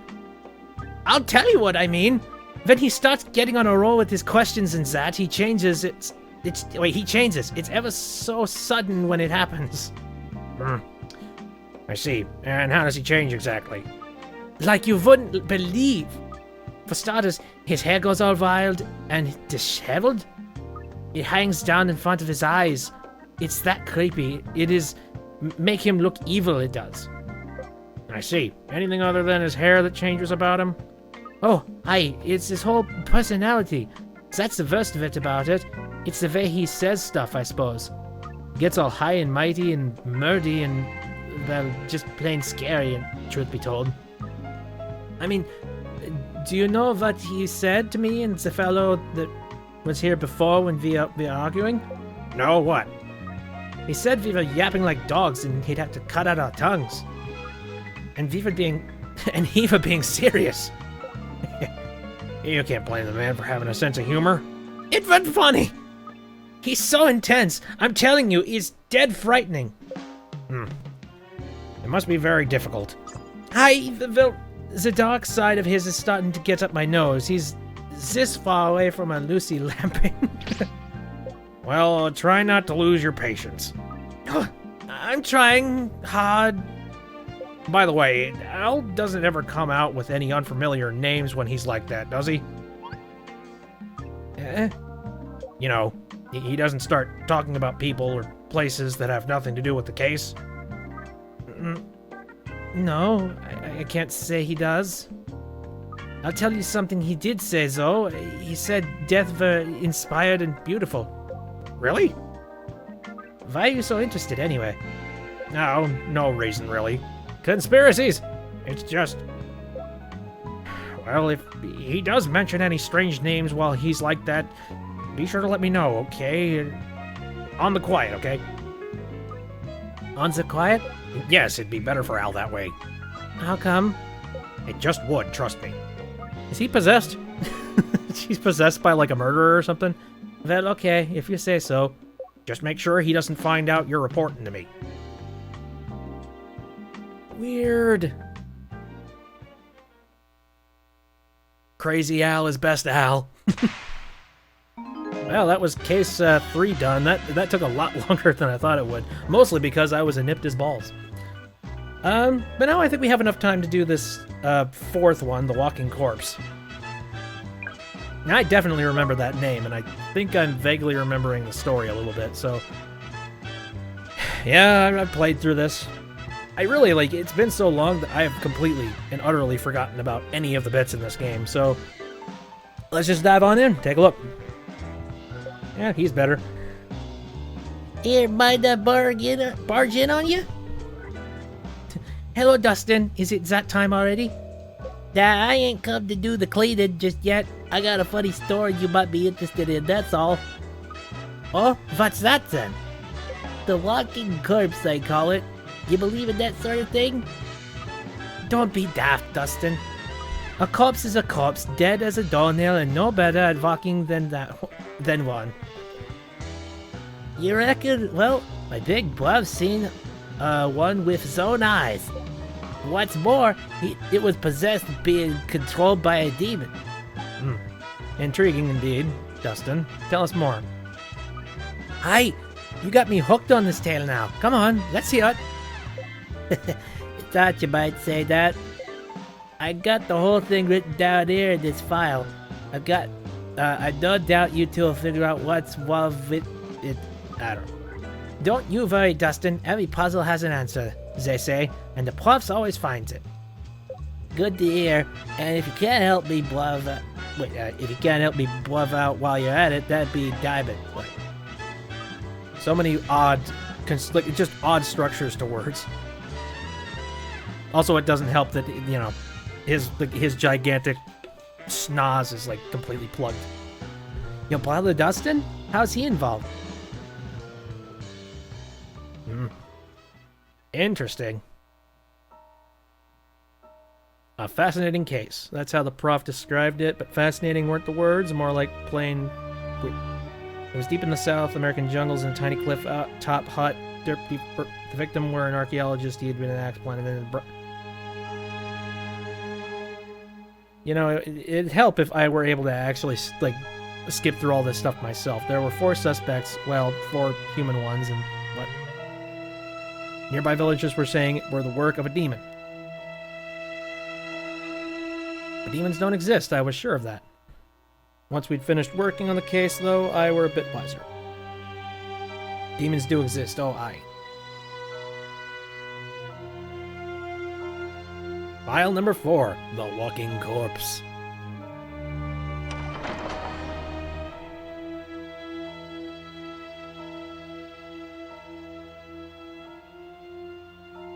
Alright. I see. Dustin did a good job of talking us into this one, didn't he? A little bit. What do you mean? Let me explain the case a bit. A small group of archaeologists were carrying out a dig at an ancient site in the South American jungle. The day after they commenced work, the body of the group's leader, a Dr. Archaeology, was discovered. Murder, is it? Well, this is what we know. Ologi and his crew had made what way through. Wait, oh God! I'm just gonna restart that entire thing. Ologi and his crew had made what was thought to be a very significant discovery: curious stone idol. What a creepy little chap. Back at their hotel, the team asked the proprietor if he had a safe place where they could store their find. He recommended a small hut at the top of a nearby cliff. Oh, hi. Cliff tops provide natural defenses, don't they? I remember that from second-year geography. That evening, a local who'd been helping out on the dig presented the team with some homemade liquor. Keen to celebrate their great find, Ologi and another member of the crew started drinking. It was the middle of the night that things started to go wrong. The phone rang at the front desk of the hotel with a call from the hut. It was Ologi on the line screaming, "It's a demon! It's going to kill me! Help!" The proprietor rushed over to the hut, but the door was locked. Apparently it was a special lock that had only one key, which is impossible to duplicate. The proprietor, a man by the name of Mika Sasakaza, Jesus, had no choice but to break the door down. He must be a burly fellow then. Yeah, he looks pretty burly. Yes, but the scene that confronted him inside the hut would have made even the toughest of men wince. What were in there, Prof? Ologi's dead body, with the axe that killed him lodged in his skull. Nasty. An even more unbelievable turn of events followed. Ologi's lifeless corpse got up and lunged to attack. Give over! There were 2 witnesses, despite that apparent impossibility of the incident. I've got the chills running down my spine now. The ensuing investigation revealed another interesting fact. The stone idol the team had found on the dig had completely vanished from the scene. Apparently it was possessed by a demon. Come on, Prof, you don't really believe it for the work of a demon, do you? That's what was rumored to be the case amongst the locals in the area. Don't you think maybe we should leave well alone in this case, Prof? We can't. The police are detaining one of the archaeologists who was asleep outside the hut. There you go, you see, it was no demon, it was a human, I knew it. Well, the archaeologist is Dustin's brother. Uh-oh. Eh? That's our Dustin? Who dropped off all them papers before? Yes, our Dustin, the cleaner. It looks like the only way to help this brother is to identify the true culprit. In that case, let's get stuck in. My thoughts exactly. So let's consider the possibilities. There are 4 suspects. The first, as we've already said, is Dustin's brother, Doug Scowers. On the night of the murder, he and Aloji were drinking together alone. Unfortunately, they got drunk, and now Scowers can't remember what happened. If he weren't Dustin's brother, I'd be more than a little suspicious of that. Well, Lucy, he's still a suspect. We can't rule out the possibility that he's guilty. The next suspect is the owner of the hotel, Mika impossible to pronounce last name. Oh, hi. He's the fellow that recommended they use the hut in the first place, eh? Then we have a local by the name of Chico Ketta who lives in a village near the site of the dig. He was working with the team as their guide. He's also the person who gave the liquor to Aloji and Scowers. That's a bit fishy. Finally, there's Mariana Atista, a young woman who works at, impossible to pronounce names hotel. She's the one who heard Aloji's dying scream over the phone. Last doesn't look much like a murder, I'd say. Yeah, don't factor anything out. And that's all 4 suspects. There are a number of very particular things about this case, but the biggest mystery is how the murder took place. Aye, 'cause the Sasuka fuck it got to the hut, the door was still locked shut from the inside, wasn't it? Yes, and the only window in the hut is barred, making it impossible for anyone to get in or out that way.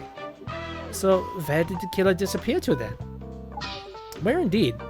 Those are all of the details we have so far. With so little information to go on, I'm sure you could find it hard to guess who the culprit is. But Lucy, what's your gut feeling? Always start with your gut feeling, eh, Prof? Absolutely. Right. Well, I can't say this case doesn't give me the willies, but I'll give it my best bash. I have no idea. I genuinely... I have tiny hunches, but they're nothing to actually sort of stink about. But if I can manage to get it right, I want to try and identify the killer immediately. Whose behavior do you find most suspicious then, Lucy? All right, let's think about all these people again. Doug Scowers, I really don't think it's him, just because he's got a connection directly with one of the main characters that we've seen, so let's just rule him out. Mika, fuck your last name, hotel proprietor, the owner of the only hotel in the vicinity of the site where Aloji was digging. Being so remote, the hotel makes little profit. A strong man, but timid. I have no idea what's in the room. That's very possible. He's 61. He's kind of an old dude. Chico Ketta, a local guide for Aloji and Company. A young man well-versed in the legends of the site, works as a guide on account of his English ability, engaged to be married to Atista. Ah, that's adorable. Hotel employee and friend of Ketta. A young girl from Ketta's village who works at the hotel.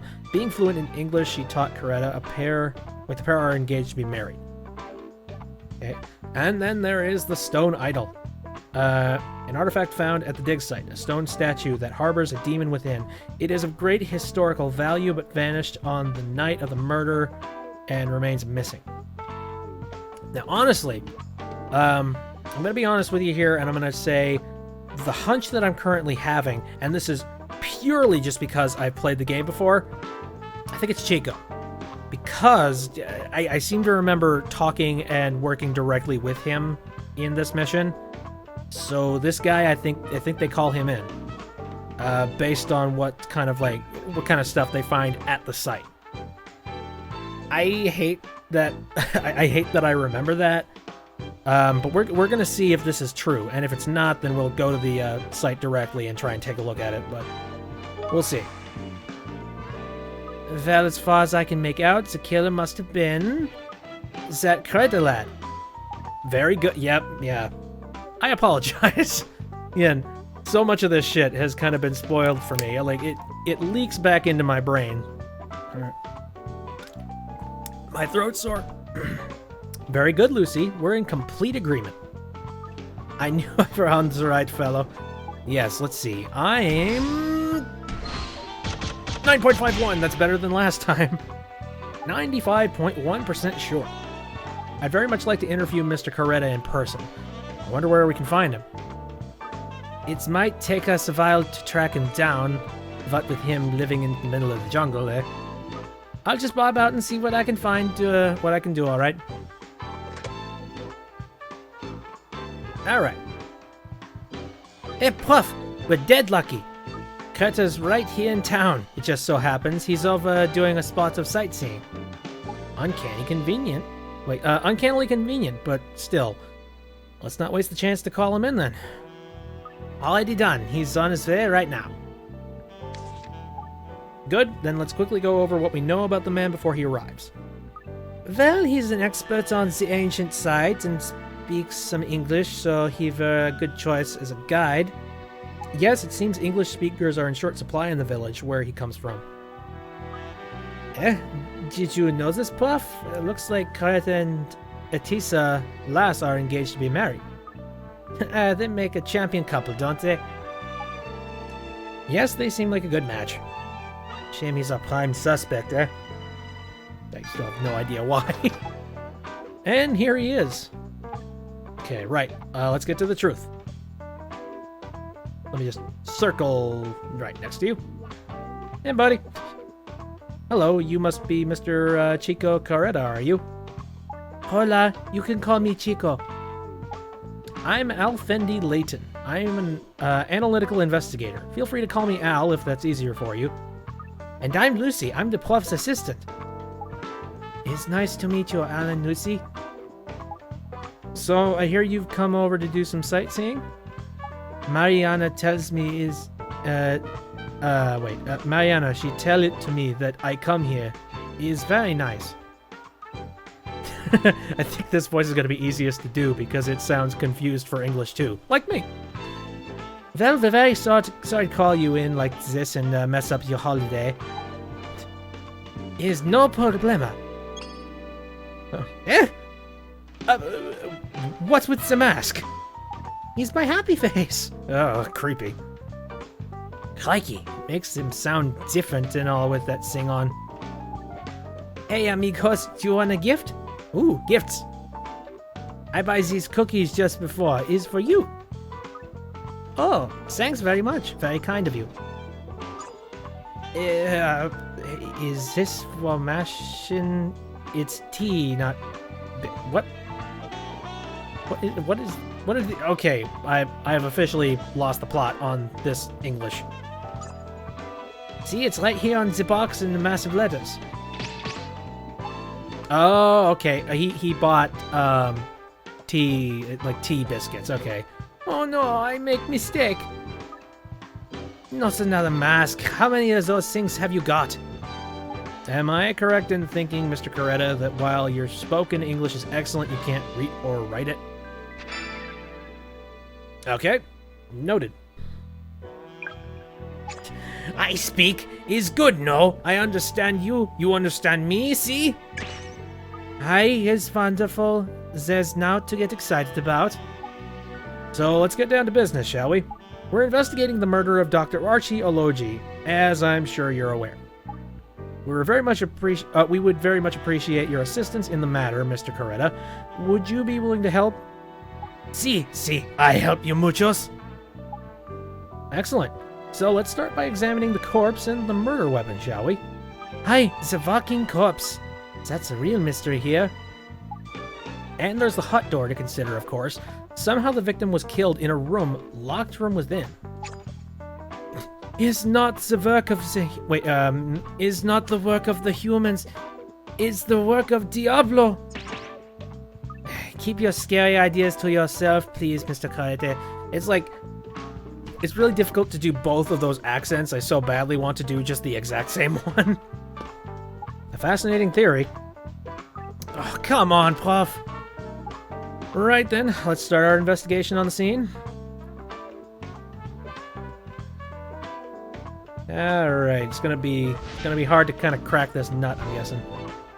Check out the murder weapon. Oh, okay.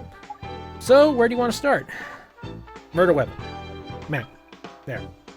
I've explained all this already, but just in case I wasn't clear, I want you to find the murder weapon. See, of course you find the killing weapon first of all things, see. I know that. Alright. I mean, the murder weapon's... Oh, the murder weapon's gonna be very easy to find, because it's lodged in somebody's skull directly, right? Okay. What was the murder weapon? Well... If I would have to take a random stab in the dark, I would have to guess the fucking axe in his cranium. Alright. Well, it's this axe here. That's your murder weapon. It's very easy to see, no? Indeed, after all, it's still lodged in the man's skull. Alright. Pardon me for stating the obvious. You know, I see this axe before somewhere. See, somewhere near the hut. Perhaps the killer picked up the axe from nearby. See if you can figure out where it might have come from, Lucy. Okay. Most axes are around, like, firewood and stuff, so I'd have to make that guess. Let's see. Is there a way that I can look outside? Oh, yeah, there's a little thing over here.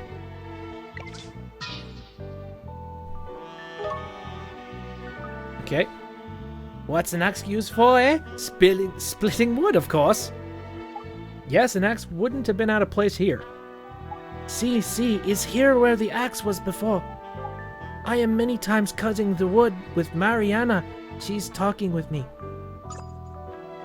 So the killer must have grabbed the axe from here before, heading into the hut then, eh? See, is like that. So would anybody have access to this axe then? See, of course, everyone in this place must take their turns to cut the wood. Alright. Doesn't tell us a fat lot then, does it? Eh? No, perhaps not. Let's turn our attention to something else then. Alright. So, we've identified the murder weapon. Pretty easy. Now we gotta take a look at the corpse, right? Or likely. Oh. Now let's examine the body. There's the bodies that moved, even though it were dead. You mean... It's a Diablo who killed the man. He's a demon who makes the dead man walking. No, I still can't believe that. Let's see what our investigation uncovers. Come on, Lucy. Examine the body. Alright. I imagine strings are going to be a factor in this somehow. Bloodstain, hut key, corpse. Alright, let's investigate the body first off. Aloji's dead body, with the axe still lodged in the skull. He would have died instantly and no other injuries or evidence. I mean... no, it's fine. An axe in the cranium, it's fine. It's sort of like the guy who got like the nail impaled into his skull in Happy Gilmore. Well, this is it. It's a walking corpse. Yes, a grim sight. The axe still lodged in his skull, and rather deeply at that. Yeah. He's dead very quick this way, no? See, I think so. He's no laughing matter, Mr. Oh, wait, was he laughing? Okay. He's no laughing matter, Mr. Ketta. The question is, did the corpse really move or not? Is there any evidence to suggest that it did? Yeah, the blood. Definitely the blood. Scroll. Bloodstain.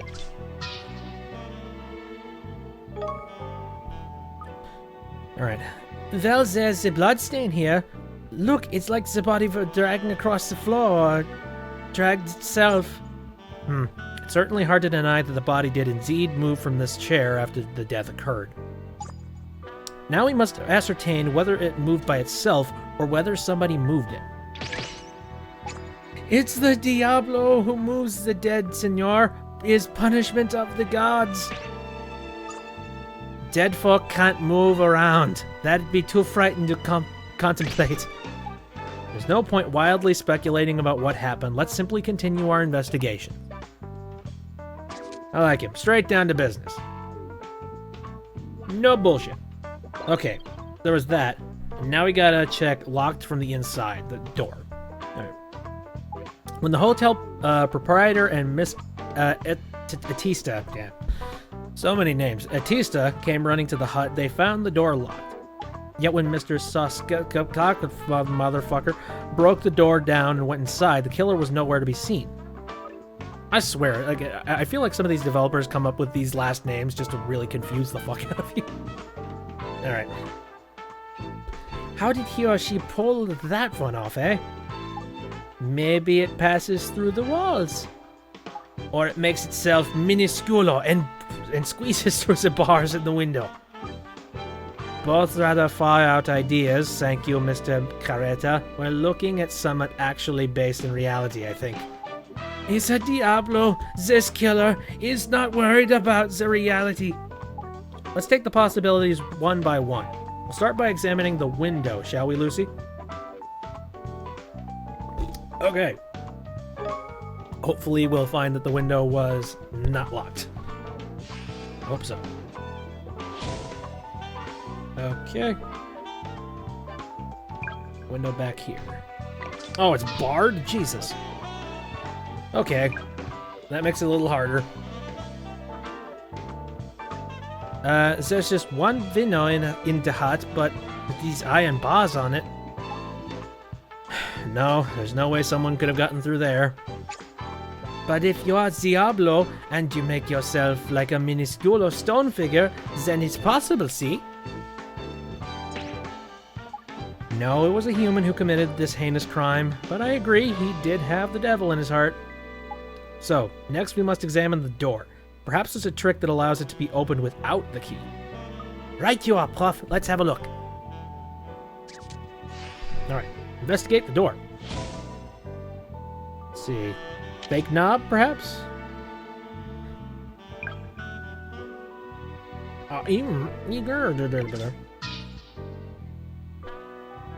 See, the hinges. I think that's where we're going with this. Yeah, it's a tough-looking door, this. There's something rather odd about this door. Oh, what's that, Prof? Never mind for now. It looks like the door was definitely locked. There can be no question of that. Couldn't there have been a duplicate key, though? It's a very special lock. It is not possible to make the duplicate key. Senor Blagederbarvenharf, he always telling us it is so, is something he is very proud of. And that one and only key was found inside the hut. I think we'd best take a look at that key, don't you? A good idea, yes. Do you think you can find the key to the hut, Lucy? Leave it to me, Prof. Alright. We'll get back to the hinges later. I imagine the door was unhinged or something. Where would the key be, then? Scroll, scroll. Those are just crates. More crates. Could the key be on this guy? Oh yeah, here it is. The hut key.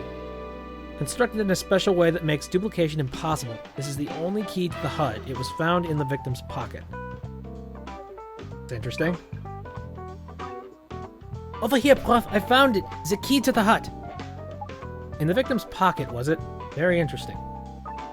I don't suppose the killer could have got the key back in Ologi's pocket from the outside after locking up. See, if the killer is Diablo, ja. Thinking. What's up, Puff? Something that caught my eye when we examined the door before. There's something peculiar about it. Peculiar? But what? There's something about the hut door that's quite different from other doors. See if you can spot it. Does it have to do with the hinges? That's the first thing I thought. let's go.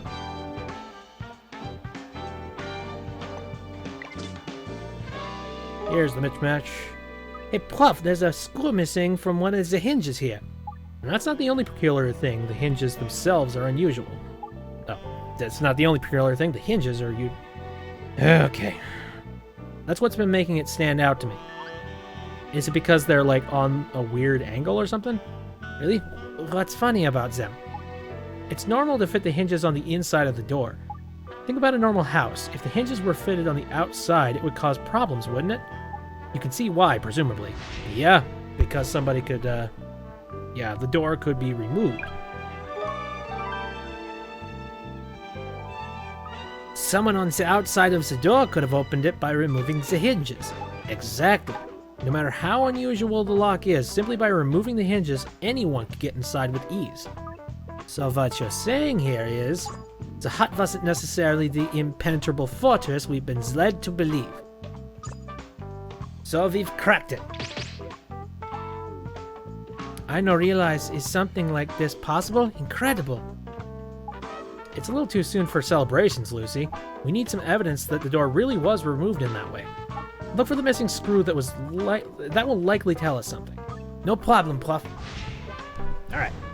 So now we're looking for a screw. Over there next to Doug. Small screw made of pure brass. It's covered in mud and very dirty. Okay. Here's that screw, Pluff. So it was around here as we suspected. Good work, Lucy. Hee hee. But it's rather more grimy than I expected, perhaps. Perhaps what? Never mind. Let's have forensics check it out for us. I'll get it over to them straight away. Good. We'll continue investigating the scene while we await the results.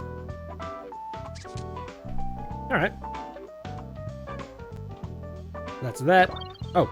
Well, I mean, we've investigated all three of them. We're still no closer to figuring out how the corpse went walking through, are we? Oh, though.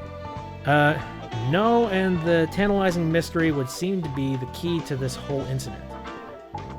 Is proof that Diablo is coming here for us. Give over. It's no such thing.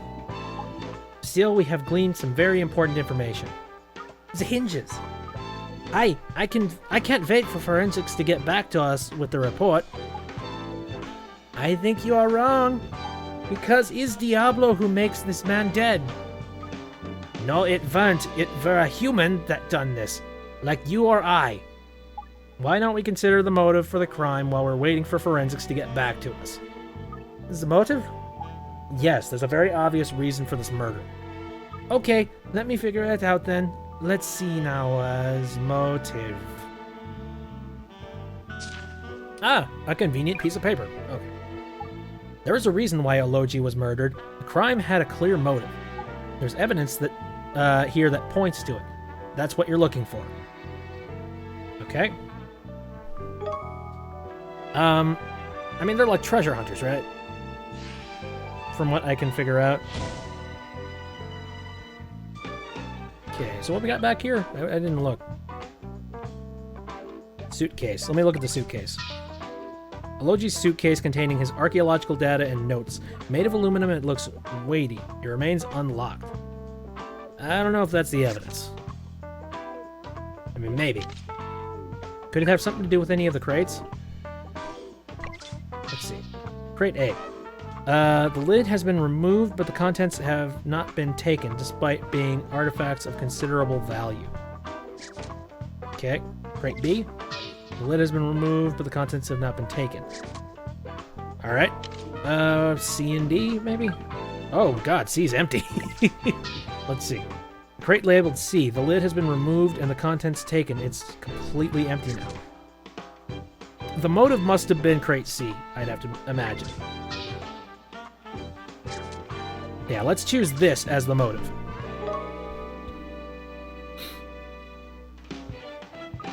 This crate here is empty. The killer must have stolen whatever was inside. And what do you think was inside the crate? What exposes crate C's contents? Well, the archaeological notes would have done that, right? The suitcase? Yeah. Let's see if this is it. What is this? No, Lucy, there's some evidence that oh, okay, I got it wrong. Okay. Let's figure out what was inside it. Table. Photo notes? Let's see the photo notes. A crack in the idol's head. Annotation. Oh, annotates a photo of the stone idol on the notes. Ologi's scours and... the written notes. Oh, here we go. Open on the page that reads, Stone Idol, Crate C. That one. The stone idol in there. That's what in the crate. In other words, Ologi was murdered so the killer could steal the stone idol. No, is not right this, what you say. The Diablo in the stone figure, it breaks out from the crate itself, and then it kills Senor Archie. Because the Senor, he trespassed in the ancient place. For this, he is punished by the gods. That thing were made of stone. It couldn't move on its own, you chump. No, the stone Diablo, it kills the Senor. See, Senor Archie, his life is taken by the stone figure. There's no talking to some folk, is there? Oh, yeah. I was intending to wait until the report came back for forensics, but maybe we'll do things differently. I think it's time to demonstrate that the killer in this case was very, definitely human. Over to you, Lucy.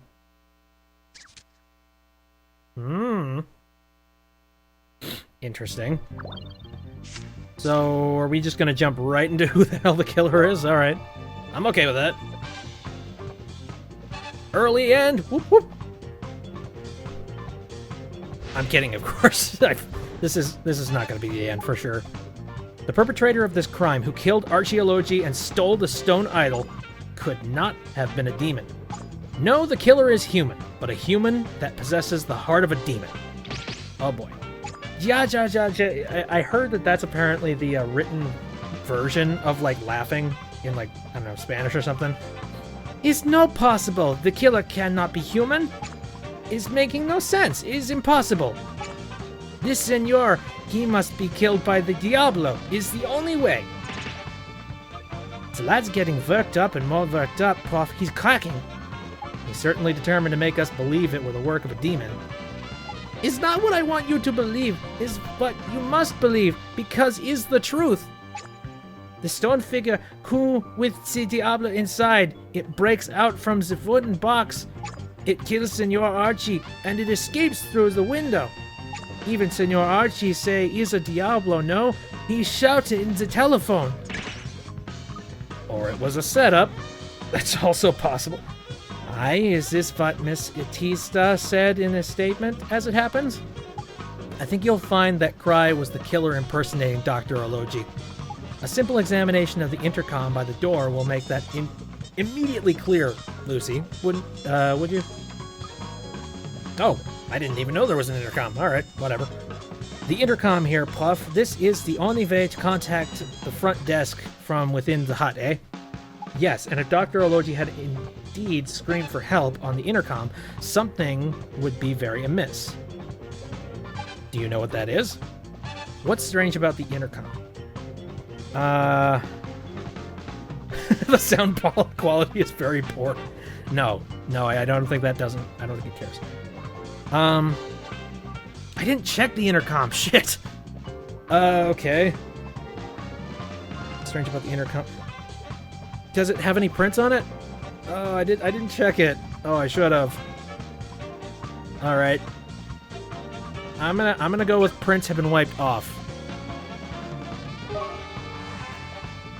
Because that would pinpoint it at somebody else. Yeah, there we go. All right. It's because the fingerprints have been wiped off, isn't it, eh?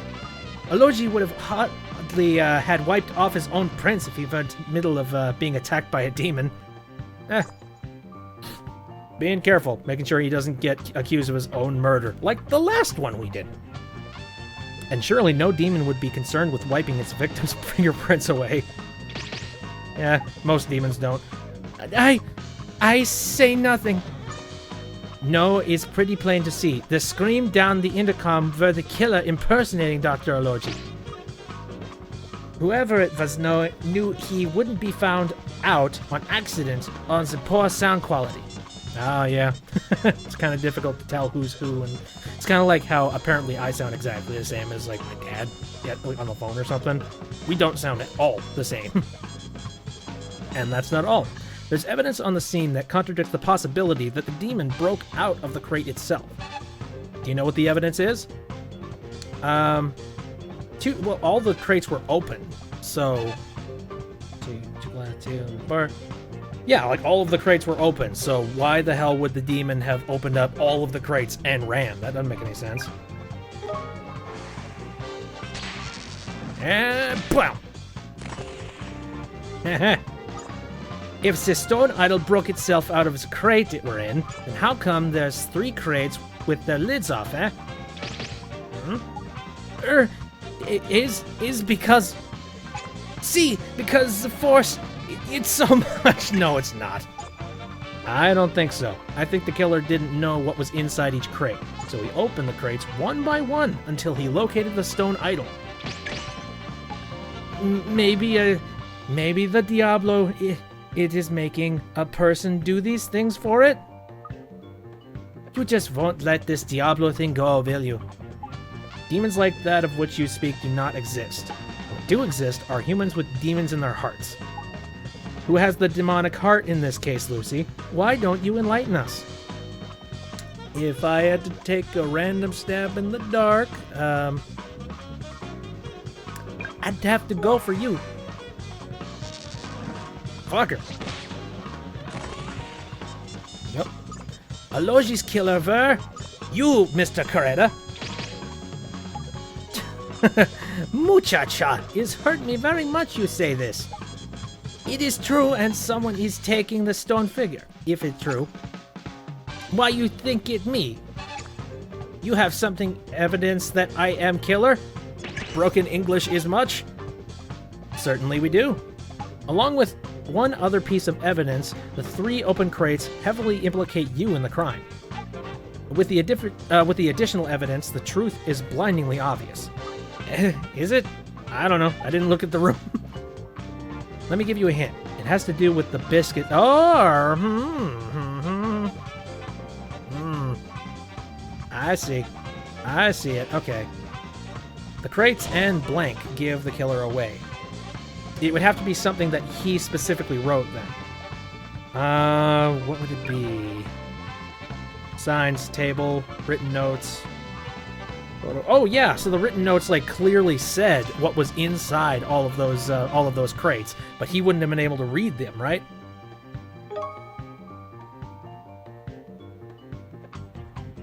I mean, maybe. Which crate contained the stole idol? We were written plain as day on the page. Yep, I got it. But despite that, the killer opened 3 of them before he got to the crate over there with the idol in. In other words, the killer can't read. And that, Mr. Ketta, points the finger pretty well straight at you.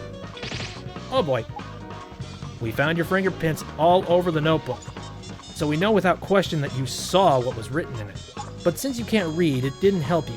You were none the wiser as to the location of the idol. Derp, derp, derp, derp, derp. C is true. Oh. You're just fessing up? Just like that? You, Senor Layton, and your muchacha, you are very clever. You admit to the crime? See, I killed the senor. I put the axe in between his eyes. How could you do something that grim? How? Because Senor Archie, he says he'd take the stone figure away. Even I give him the special liquor from my people. He no listen to what I say. Is then, when I know what to do, I hear the voice. A voice? See, the voice of the Diablo. Here we go again. I give you my power. Kill the one who trespass in my temple, you'd say. So I do what the voice tell me. I leave the door out of the hut locked, and I pass through the walls to no be there no more. It's the power of the Diablo in me. Give over, you can't pass through walls. That just doesn't happen. See, and the way the dead senor he moved is the Diablo as well. Big senor, cannot pronounce that word. He runs away shaking and screaming like a muchacha. He's very funny. I wouldn't call that funny. I would call that scarring and terrifying. What you describe is impossible. No, it is not possible to explain these things if you no believe in the Diablo. Aye, it is. You could have taken the door off its hinges and... Ring? Here's the telephone for you. I bet it's forensics. Goodbye. This should give us some answers. Uh-oh. That was forensics, Prof, with the report. They've been over the hut door with a fine-tooth comb, but there's no way the hinges could have been tampered with. Apparently, they had adhesive on. Ooh. Well, shit. I see.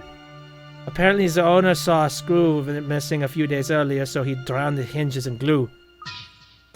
It was kind of poor hindsight, for the owner's sake, just to, like, not think about it. It's like, oh yeah, hinges, outside. Derp. Oh, Jesus. I'll try to pronounce this. Sasukasa. If I can just... Mr. Sasukasa, given a statement to that effect now. Ah. So, does that mean it can't have been Mr. Caretta that done it, then? See. So, is okay if I leave now? I see no sea in the Buckingham Palace. Oh, alright. He hasn't seen the Buckingham Palace. And I have to buy some gifts for Mariana and everyone in the village. Well, goodbye, jackass. How do you hear a voice? You're happy just to let him go like that, are you, Puff? Don't worry, we'll have a man on him. In any case, we can't detain him until we've solved the mystery. Yeah, we can. Well, wait a minute. No, this isn't America. This is France. God damn justice. Hi, and we can't pin it on him while he's going on about this demon doing it, eh? No, we've got to get to the bottom of this one. Yes, there are 2 remaining points that we can't explain. How Ketta managed to disappear from a locked room, and how we've been led to believe the corpse came back to life. I imagine hooks. Hooks and string. So it's back to the crime scene. Lucy, until we find some answers. Either that or all of this is a conspiracy, which would be amazing. And everyone was involved in killing this poor bastard. Okay, walking corpse, murderer, vanish. So where do we start? Walking corpse is the most interesting thing in this case, so let's do that. It seems too incredible to believe, but there are 2 witnesses who saw the corpse lunge forward. Was it really a demon at work, do you think? No, that can't be. It was an elaborate illusion, I'm sure. Aye, that's got to be it, an illusion. And the person behind the illusion will almost certainly have left a trail of evidence, no matter how small. And that's what we've got to find, right, Prof? Right. So, let's figure out how this corpse walked. Take a drink, because I'm talking constantly. Find proof it was an illusion. That's a blanket statement if ever I've seen it. Alright. Oh. Yeah. By the way, if anybody is just recently joining, I've played this before. I just do not remember at all what the clues are. So, I noticed this over here. Ah. There's a notch in one of the beams that supports the hut roof. I think that's where the string was. That certainly points to some sort of illusion I'm thinking of. If I'm right, there should be another similar piece of evidence very nearby. Okay. Could one of the raptors also have another notch? Yeah, raptor damage B. Okay. Got it. Here, Prof, what do you make of this, these nicks on the beam up here in the rafters? They look like they were made by a thin rope of wire of some sort. Yes, very suspicious. Aren't they just? What do you think caused these notches, notches like this, Lucy? I mean, wire, probably. Not the axe. Oh, yeah, the fishing tackle. That'd do it. Ding ding. It were the fishing line rubbing on the beam that made the notches. I've come to the same conclusion. Somebody threaded the line over the beams and then pulled them with considerable force.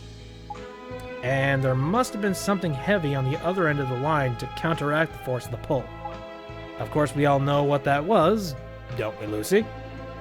The table! No. The corpse.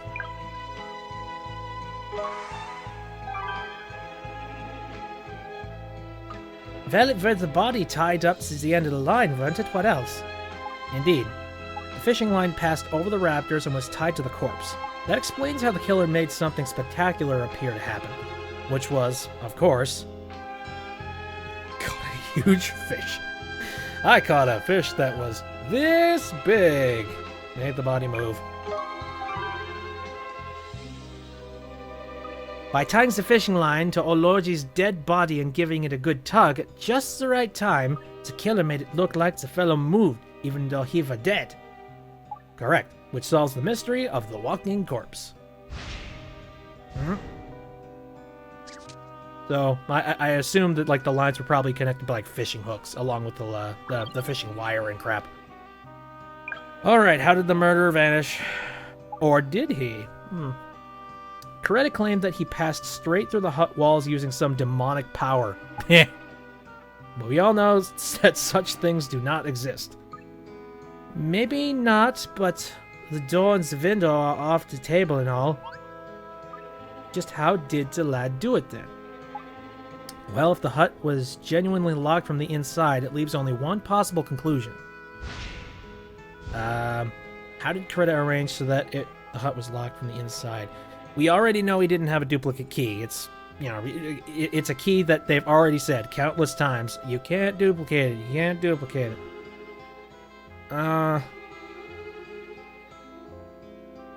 He must have still been in the hut at the time, right?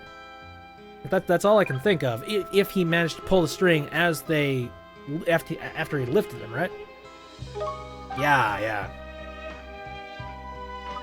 After he did Olorji in, Ketta must have hid himself somewhere inside the hut. Very good, Lucy. I've come to the exact same conclusion. Aye, that must be it. But where could he have hidden in such a tiny place as that? That's the key question now. Perhaps we can identify some traces of evidence that show where Ketta was hiding, do you think?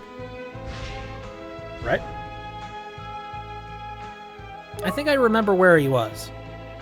Again, I feel terrible that I'm playing this and, like, I've already gone through the story. But then again, that might be a positive thing, since, you know, now you guys don't have to look at too much fluff. I thought it might have been the paintings over there, like the signs, that he might have hidden behind those. Perhaps. I'm gonna try them. There's a coat hook.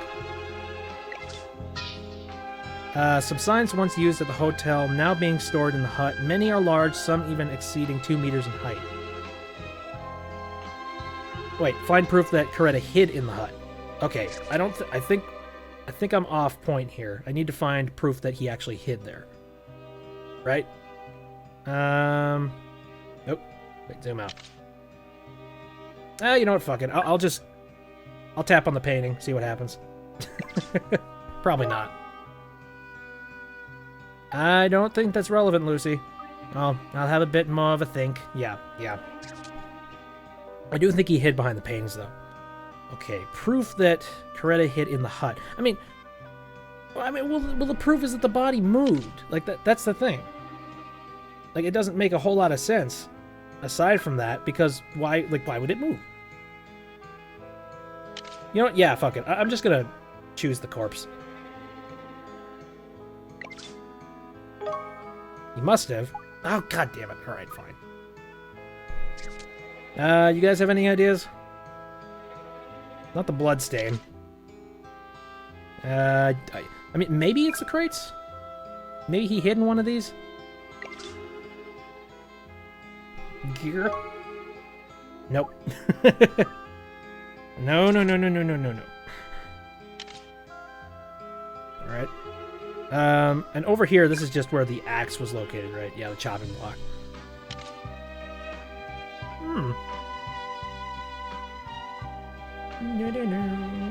Maybe there's something with the fishing that I didn't look at.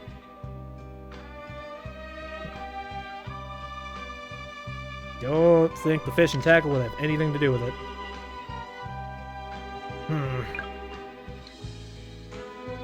Photo notes. The local liquor? Maybe that's why. Here's the mark. Yes, that's it. Sweet. The mark onto floor is a bit of an odd shape. I don't suppose it's related to where Ketta hit himself, eh? Alright. It is an it is an unusual shape. You're right. It looks like something must have been in the way of whatever spilled. So let's try to think what might have made the spillage take this kind of shape. Okay. I get it. What made this stain take its shape? Alright, well, let's think about that real quick. Spilled that way and that way. Could it have been that the signs were over it at one point?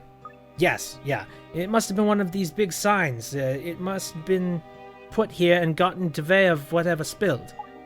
Judging by their size and shape, though, none of them could have stood up alone. They would have been resting on something. Any ideas, Lucy? Sorry. What was the sign propped up against? Could have been the coat hook. Yeah, alright. The sign must have been resting on the coat hook. In that position, it would have been in the way of the liquor that spilled, making the stain take that peculiar shape. Goddamn, English. And such large signs would be perfectly big enough to hide a person from view. So that's that then. Ketta were in the hut the whole time, hiding behind this sign, eh? Let's have a think about when the liquor could have been spilled before we draw any conclusions. Now we gotta read, damn it. Chico brought us some liquor. It was great stuff. We called up to the hotel for glasses, and Mariana brought them to us. I looked around the hut, but there was nobody inside except Dr. Ologi. It was dark, but there was nowhere to hide in there. Okay. I gave Senor Ologi some of my people's liquor. That is the last time I was in the hut. I went straight to home to bed. Night is when Diablos come. You frickin' superstitious bastard. I saw it as well. The dead body got up and lunged toward us. It knocked over the bottle on the table. Gotcha. Must have been when the dead fellow moved. He must have knocked over the liquor. That's what I had concluded. Which tells us that the sign must have been propped up on the hook at the point when the corpse moved. Then someone must have put the sign back where it were after that happened. Precisely. The sign is the answer to the mystery of how the hut was locked from the inside. Sweet. And then the killer just decided, now that the door has been knocked down, just sneak his way through. I get it. Bam. Bam! We're at 100%. Now we've explained how the door was locked from the inside and how the body was moved when it was dead. Yes, and Ketta admitted himself that he killed Ologi. There's no way he can talk his way out of it now. Well, so wait, why wasn't he detained if he admitted that he killed her? Like, why'd we let him go? So it looks like we've stalled this one without you getting all, worked up. Yes, well, that's a bonus, right? Time to get Ketta back then, huh? Very well. Now we have all the evidence we need to prove Ketta is guilty. We'll pin him down properly this time. Get over here, you bastard.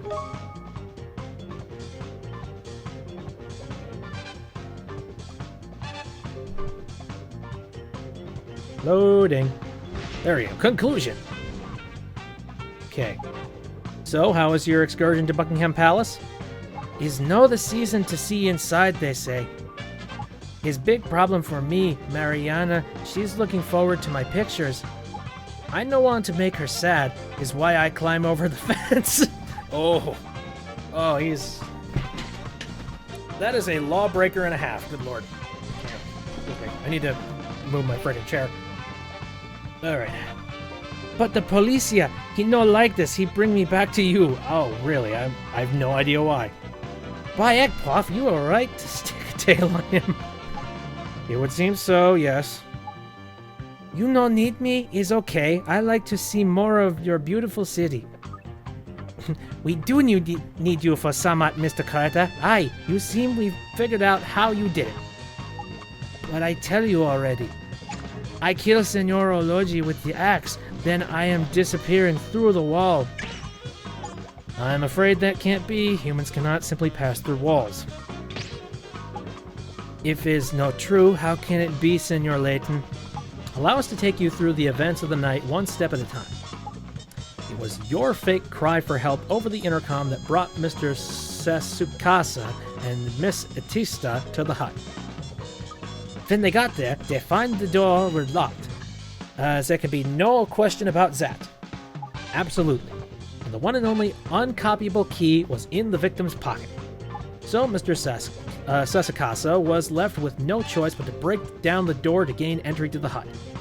Inside, he found only the grim corpse of Archie Ologi, and no signs of his killer. See, it is like this because already I am passing through the walls and leaving the place. I don't believe that's the truth. I believe the perpetrator of this crime was still inside the hut. Lucy, would you care to tell Mr. Caretta exactly where in the hut the culprit was? In the corner of the hut.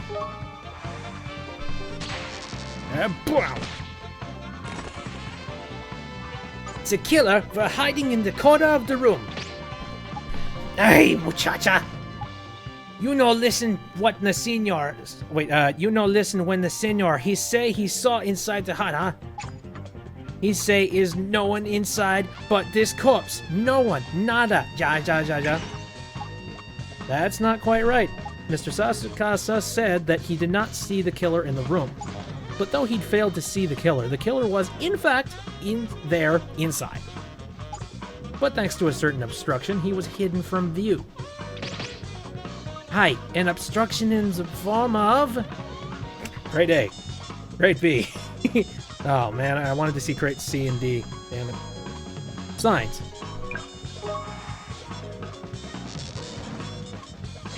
Whoop! Bitch slap. It were a whopping great sign. You popped that thing up against that coat hook onto the wall and made yourself a nice little hidey hole. Mr. Sasukasa's statement said he was sure no one else was in the hut because there's nowhere to hide. But it's precisely this preconception that meant he wasn't even looking for you. What you say is just a great, senor. You make up stories. Is no possible to confirm this what you say. I beg to differ. You were definitely hiding in the hut when Mr. Sasukasa and Miss Atista came in. We have a piece of evidence and a statement that proves it. Lucy, would you do the honors? Pick the statement and evidence that proves Caretta had hid behind the sign. Okay, well the evidence would be the ale, right? Oh wait, the local liquor. Yeah, there.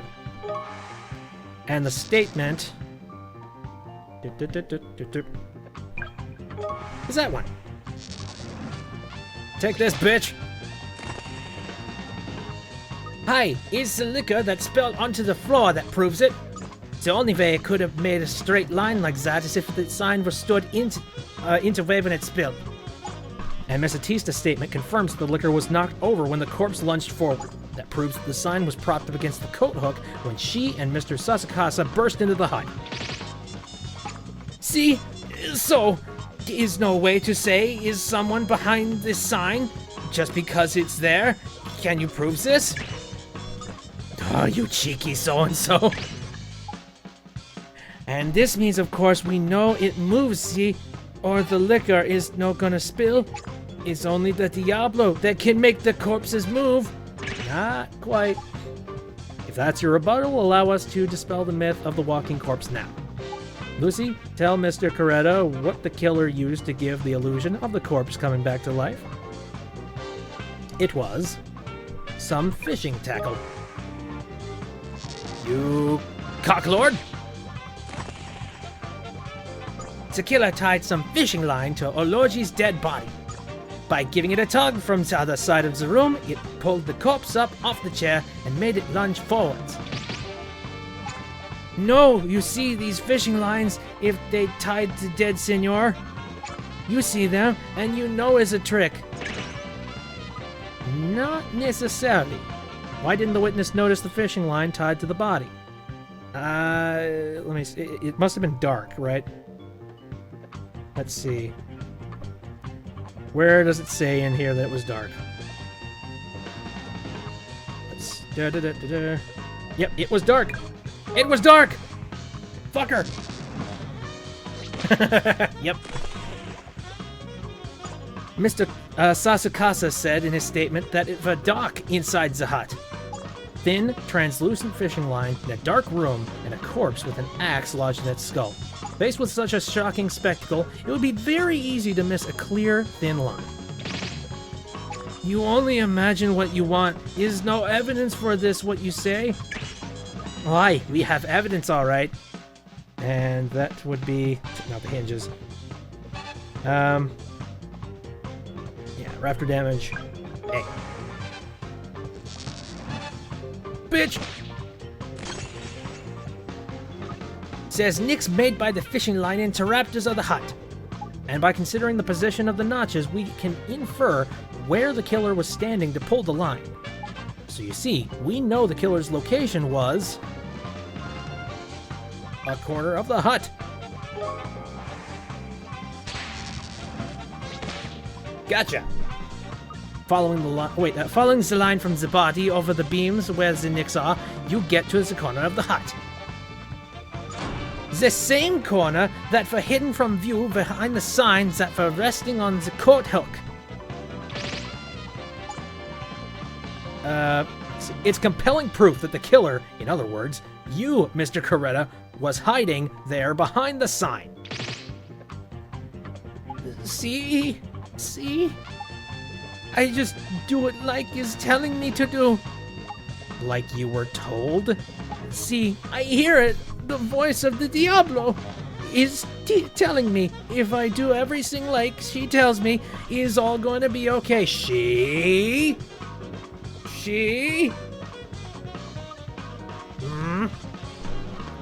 Oh, I've had just about enough of this Diablo mumbo jumbo. Is no mumbo jumbo is true. I hear the voice of the Diablo. Wait. Was the intercom... could the intercom have sent the message? She was on the phone. She was on the fucking phone. This is taking too long. I can't hold it. Well. Puff. Oh god, the demon's here. Oh, I believe you, Ketta. Oh, crikey, here we go. Demons are real, and all around us. You picked a fine time to turn up and start plotting. You don't know, Lucy. Carefully led, the man can be a crazed killer. Yet without direction, he's nothing, a mere puppet. Puppet? You mean Marionetta? Who you say is Marionetta? I'm talking about you! You steal and even kill, all because of this demon's voice. See, we must listen to the Diablo. If no, he is gonna make curse on our village. Idiot. Demons are illusions, living in the minds of the weak. Illusions have no powers to curse. First you say demons exist, then you say they're illusions. Which is it, Prof? Make up your mind. Never mind, Lucy. You've obviously failed to understand. There's just one point we need to make clear. This Diablo's voice, whispering in your ear, Ketta, that was most certainly no demon. It was a human. A human that could see there was a demon inside you already. a human that knew just a suggestive murmur to that inner demon of yours could persuade you to slay a Logi. Is no human, is Diablo! Surely you can see who it was now, Lucy. Who was the voice of the demon that spoke to Ketta?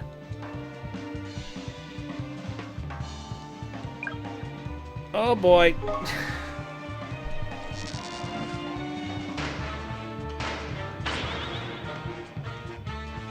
And lose. It was Miss Etista, weren't it? That's who the demon really was. Hi, she knew you better than anyone, didn't she, Mr. Ketta? She was behind the whole thing. No, it's not possible. The voice of the Diablo is no Mariana. Oh, but it was. It was Atista on the other end of the intercom, listening to you faking Ologi's cries for help. See? It's true. I called to the hotel to make them come for Signor Ologi. It's Mariana who picking up the other end. But I don't know this. It's only by chance.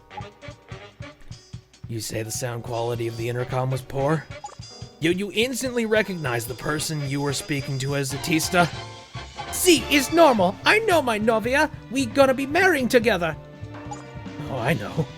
So you think she could tell the difference between her fiancé and a quinquaguary? I don't know. I'm not good at English, you two. Your two voices would have been very different. Very different indeed. That's what I was kind of thinking about earlier. Is like, how'd you mess up like his voice and their voice? All right.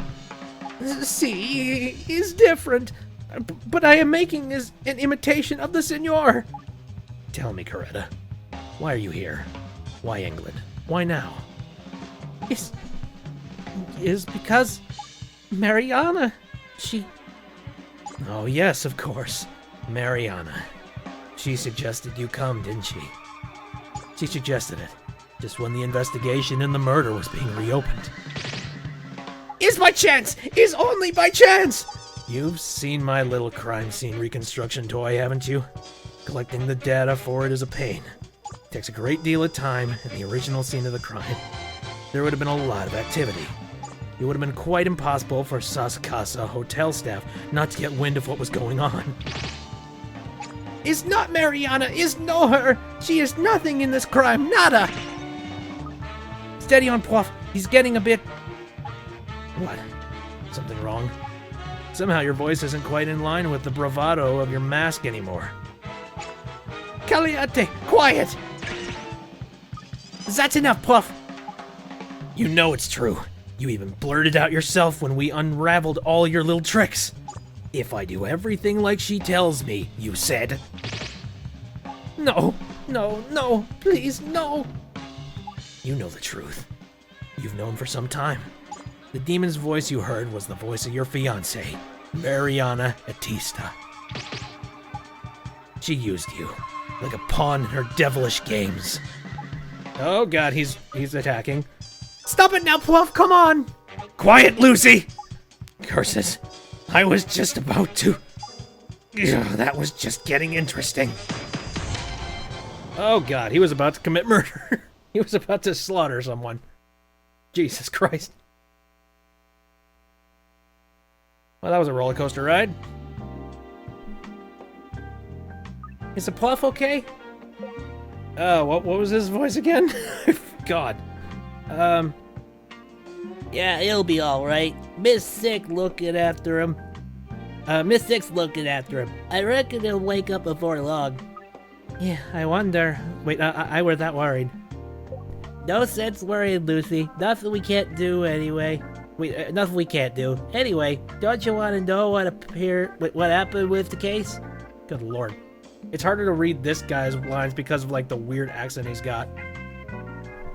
Well, I don't know. I should probably be focusing on minding Puff, but... Do I ever? I knew you would be able to resist. Well, there's Ketta first off. Blux is nutty as a fruitcake, so he ain't been a fat help with the fat lot of help with the investigation. I bet. Get any new info out of them's almost as likely as me getting a promotion. So that's left for Tista's bird. Well, the local law tried to find her, bring her in for questioning, but she was long gone, taking all her belongings and opted.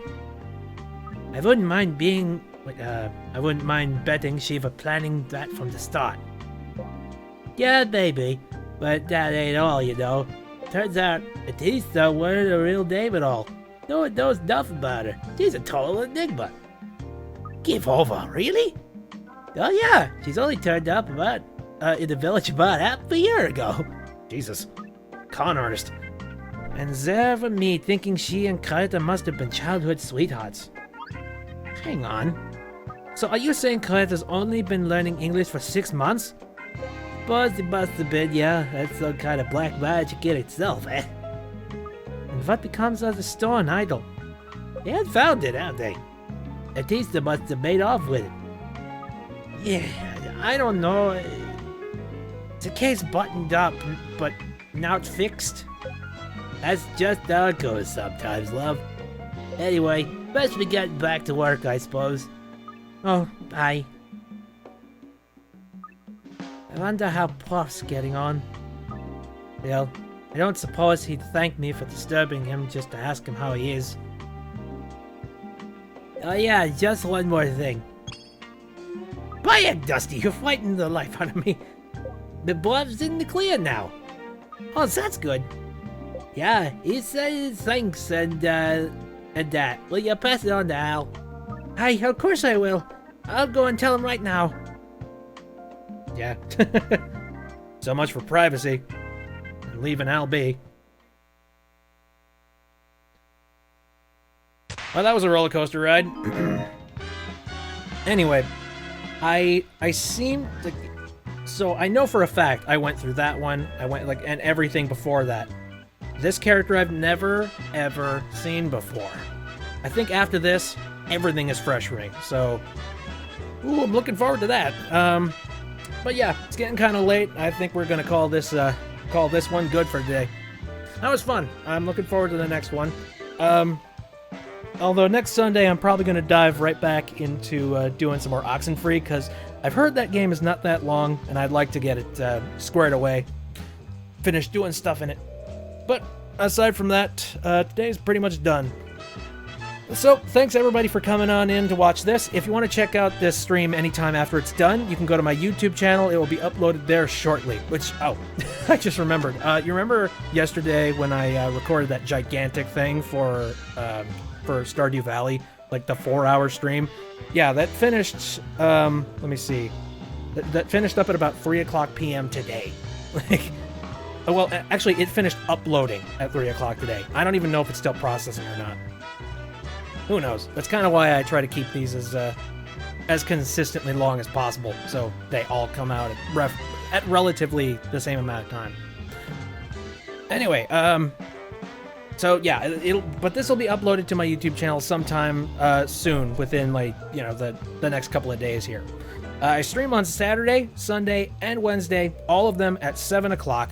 On Saturday and Sunday, I play more recent games. I'm playing this. It's like 2 or 3 years old, but whatever. I wanted to play it. But I have recently been playing Oxenfree and Stardew Valley, so that's the more recent stuff. And then on Wednesday, I play some more retro-type games, which I'm currently in the middle of doing a Bomberman Hero Let's Play. So if you want to check that out, check it out on Wednesday, 7 o'clock. All right, that'll do it. My throat hurts, so I'll see you guys later. Sorry. I'm also incredibly tired. You can tell. Alright, enough of that. See you later, folks.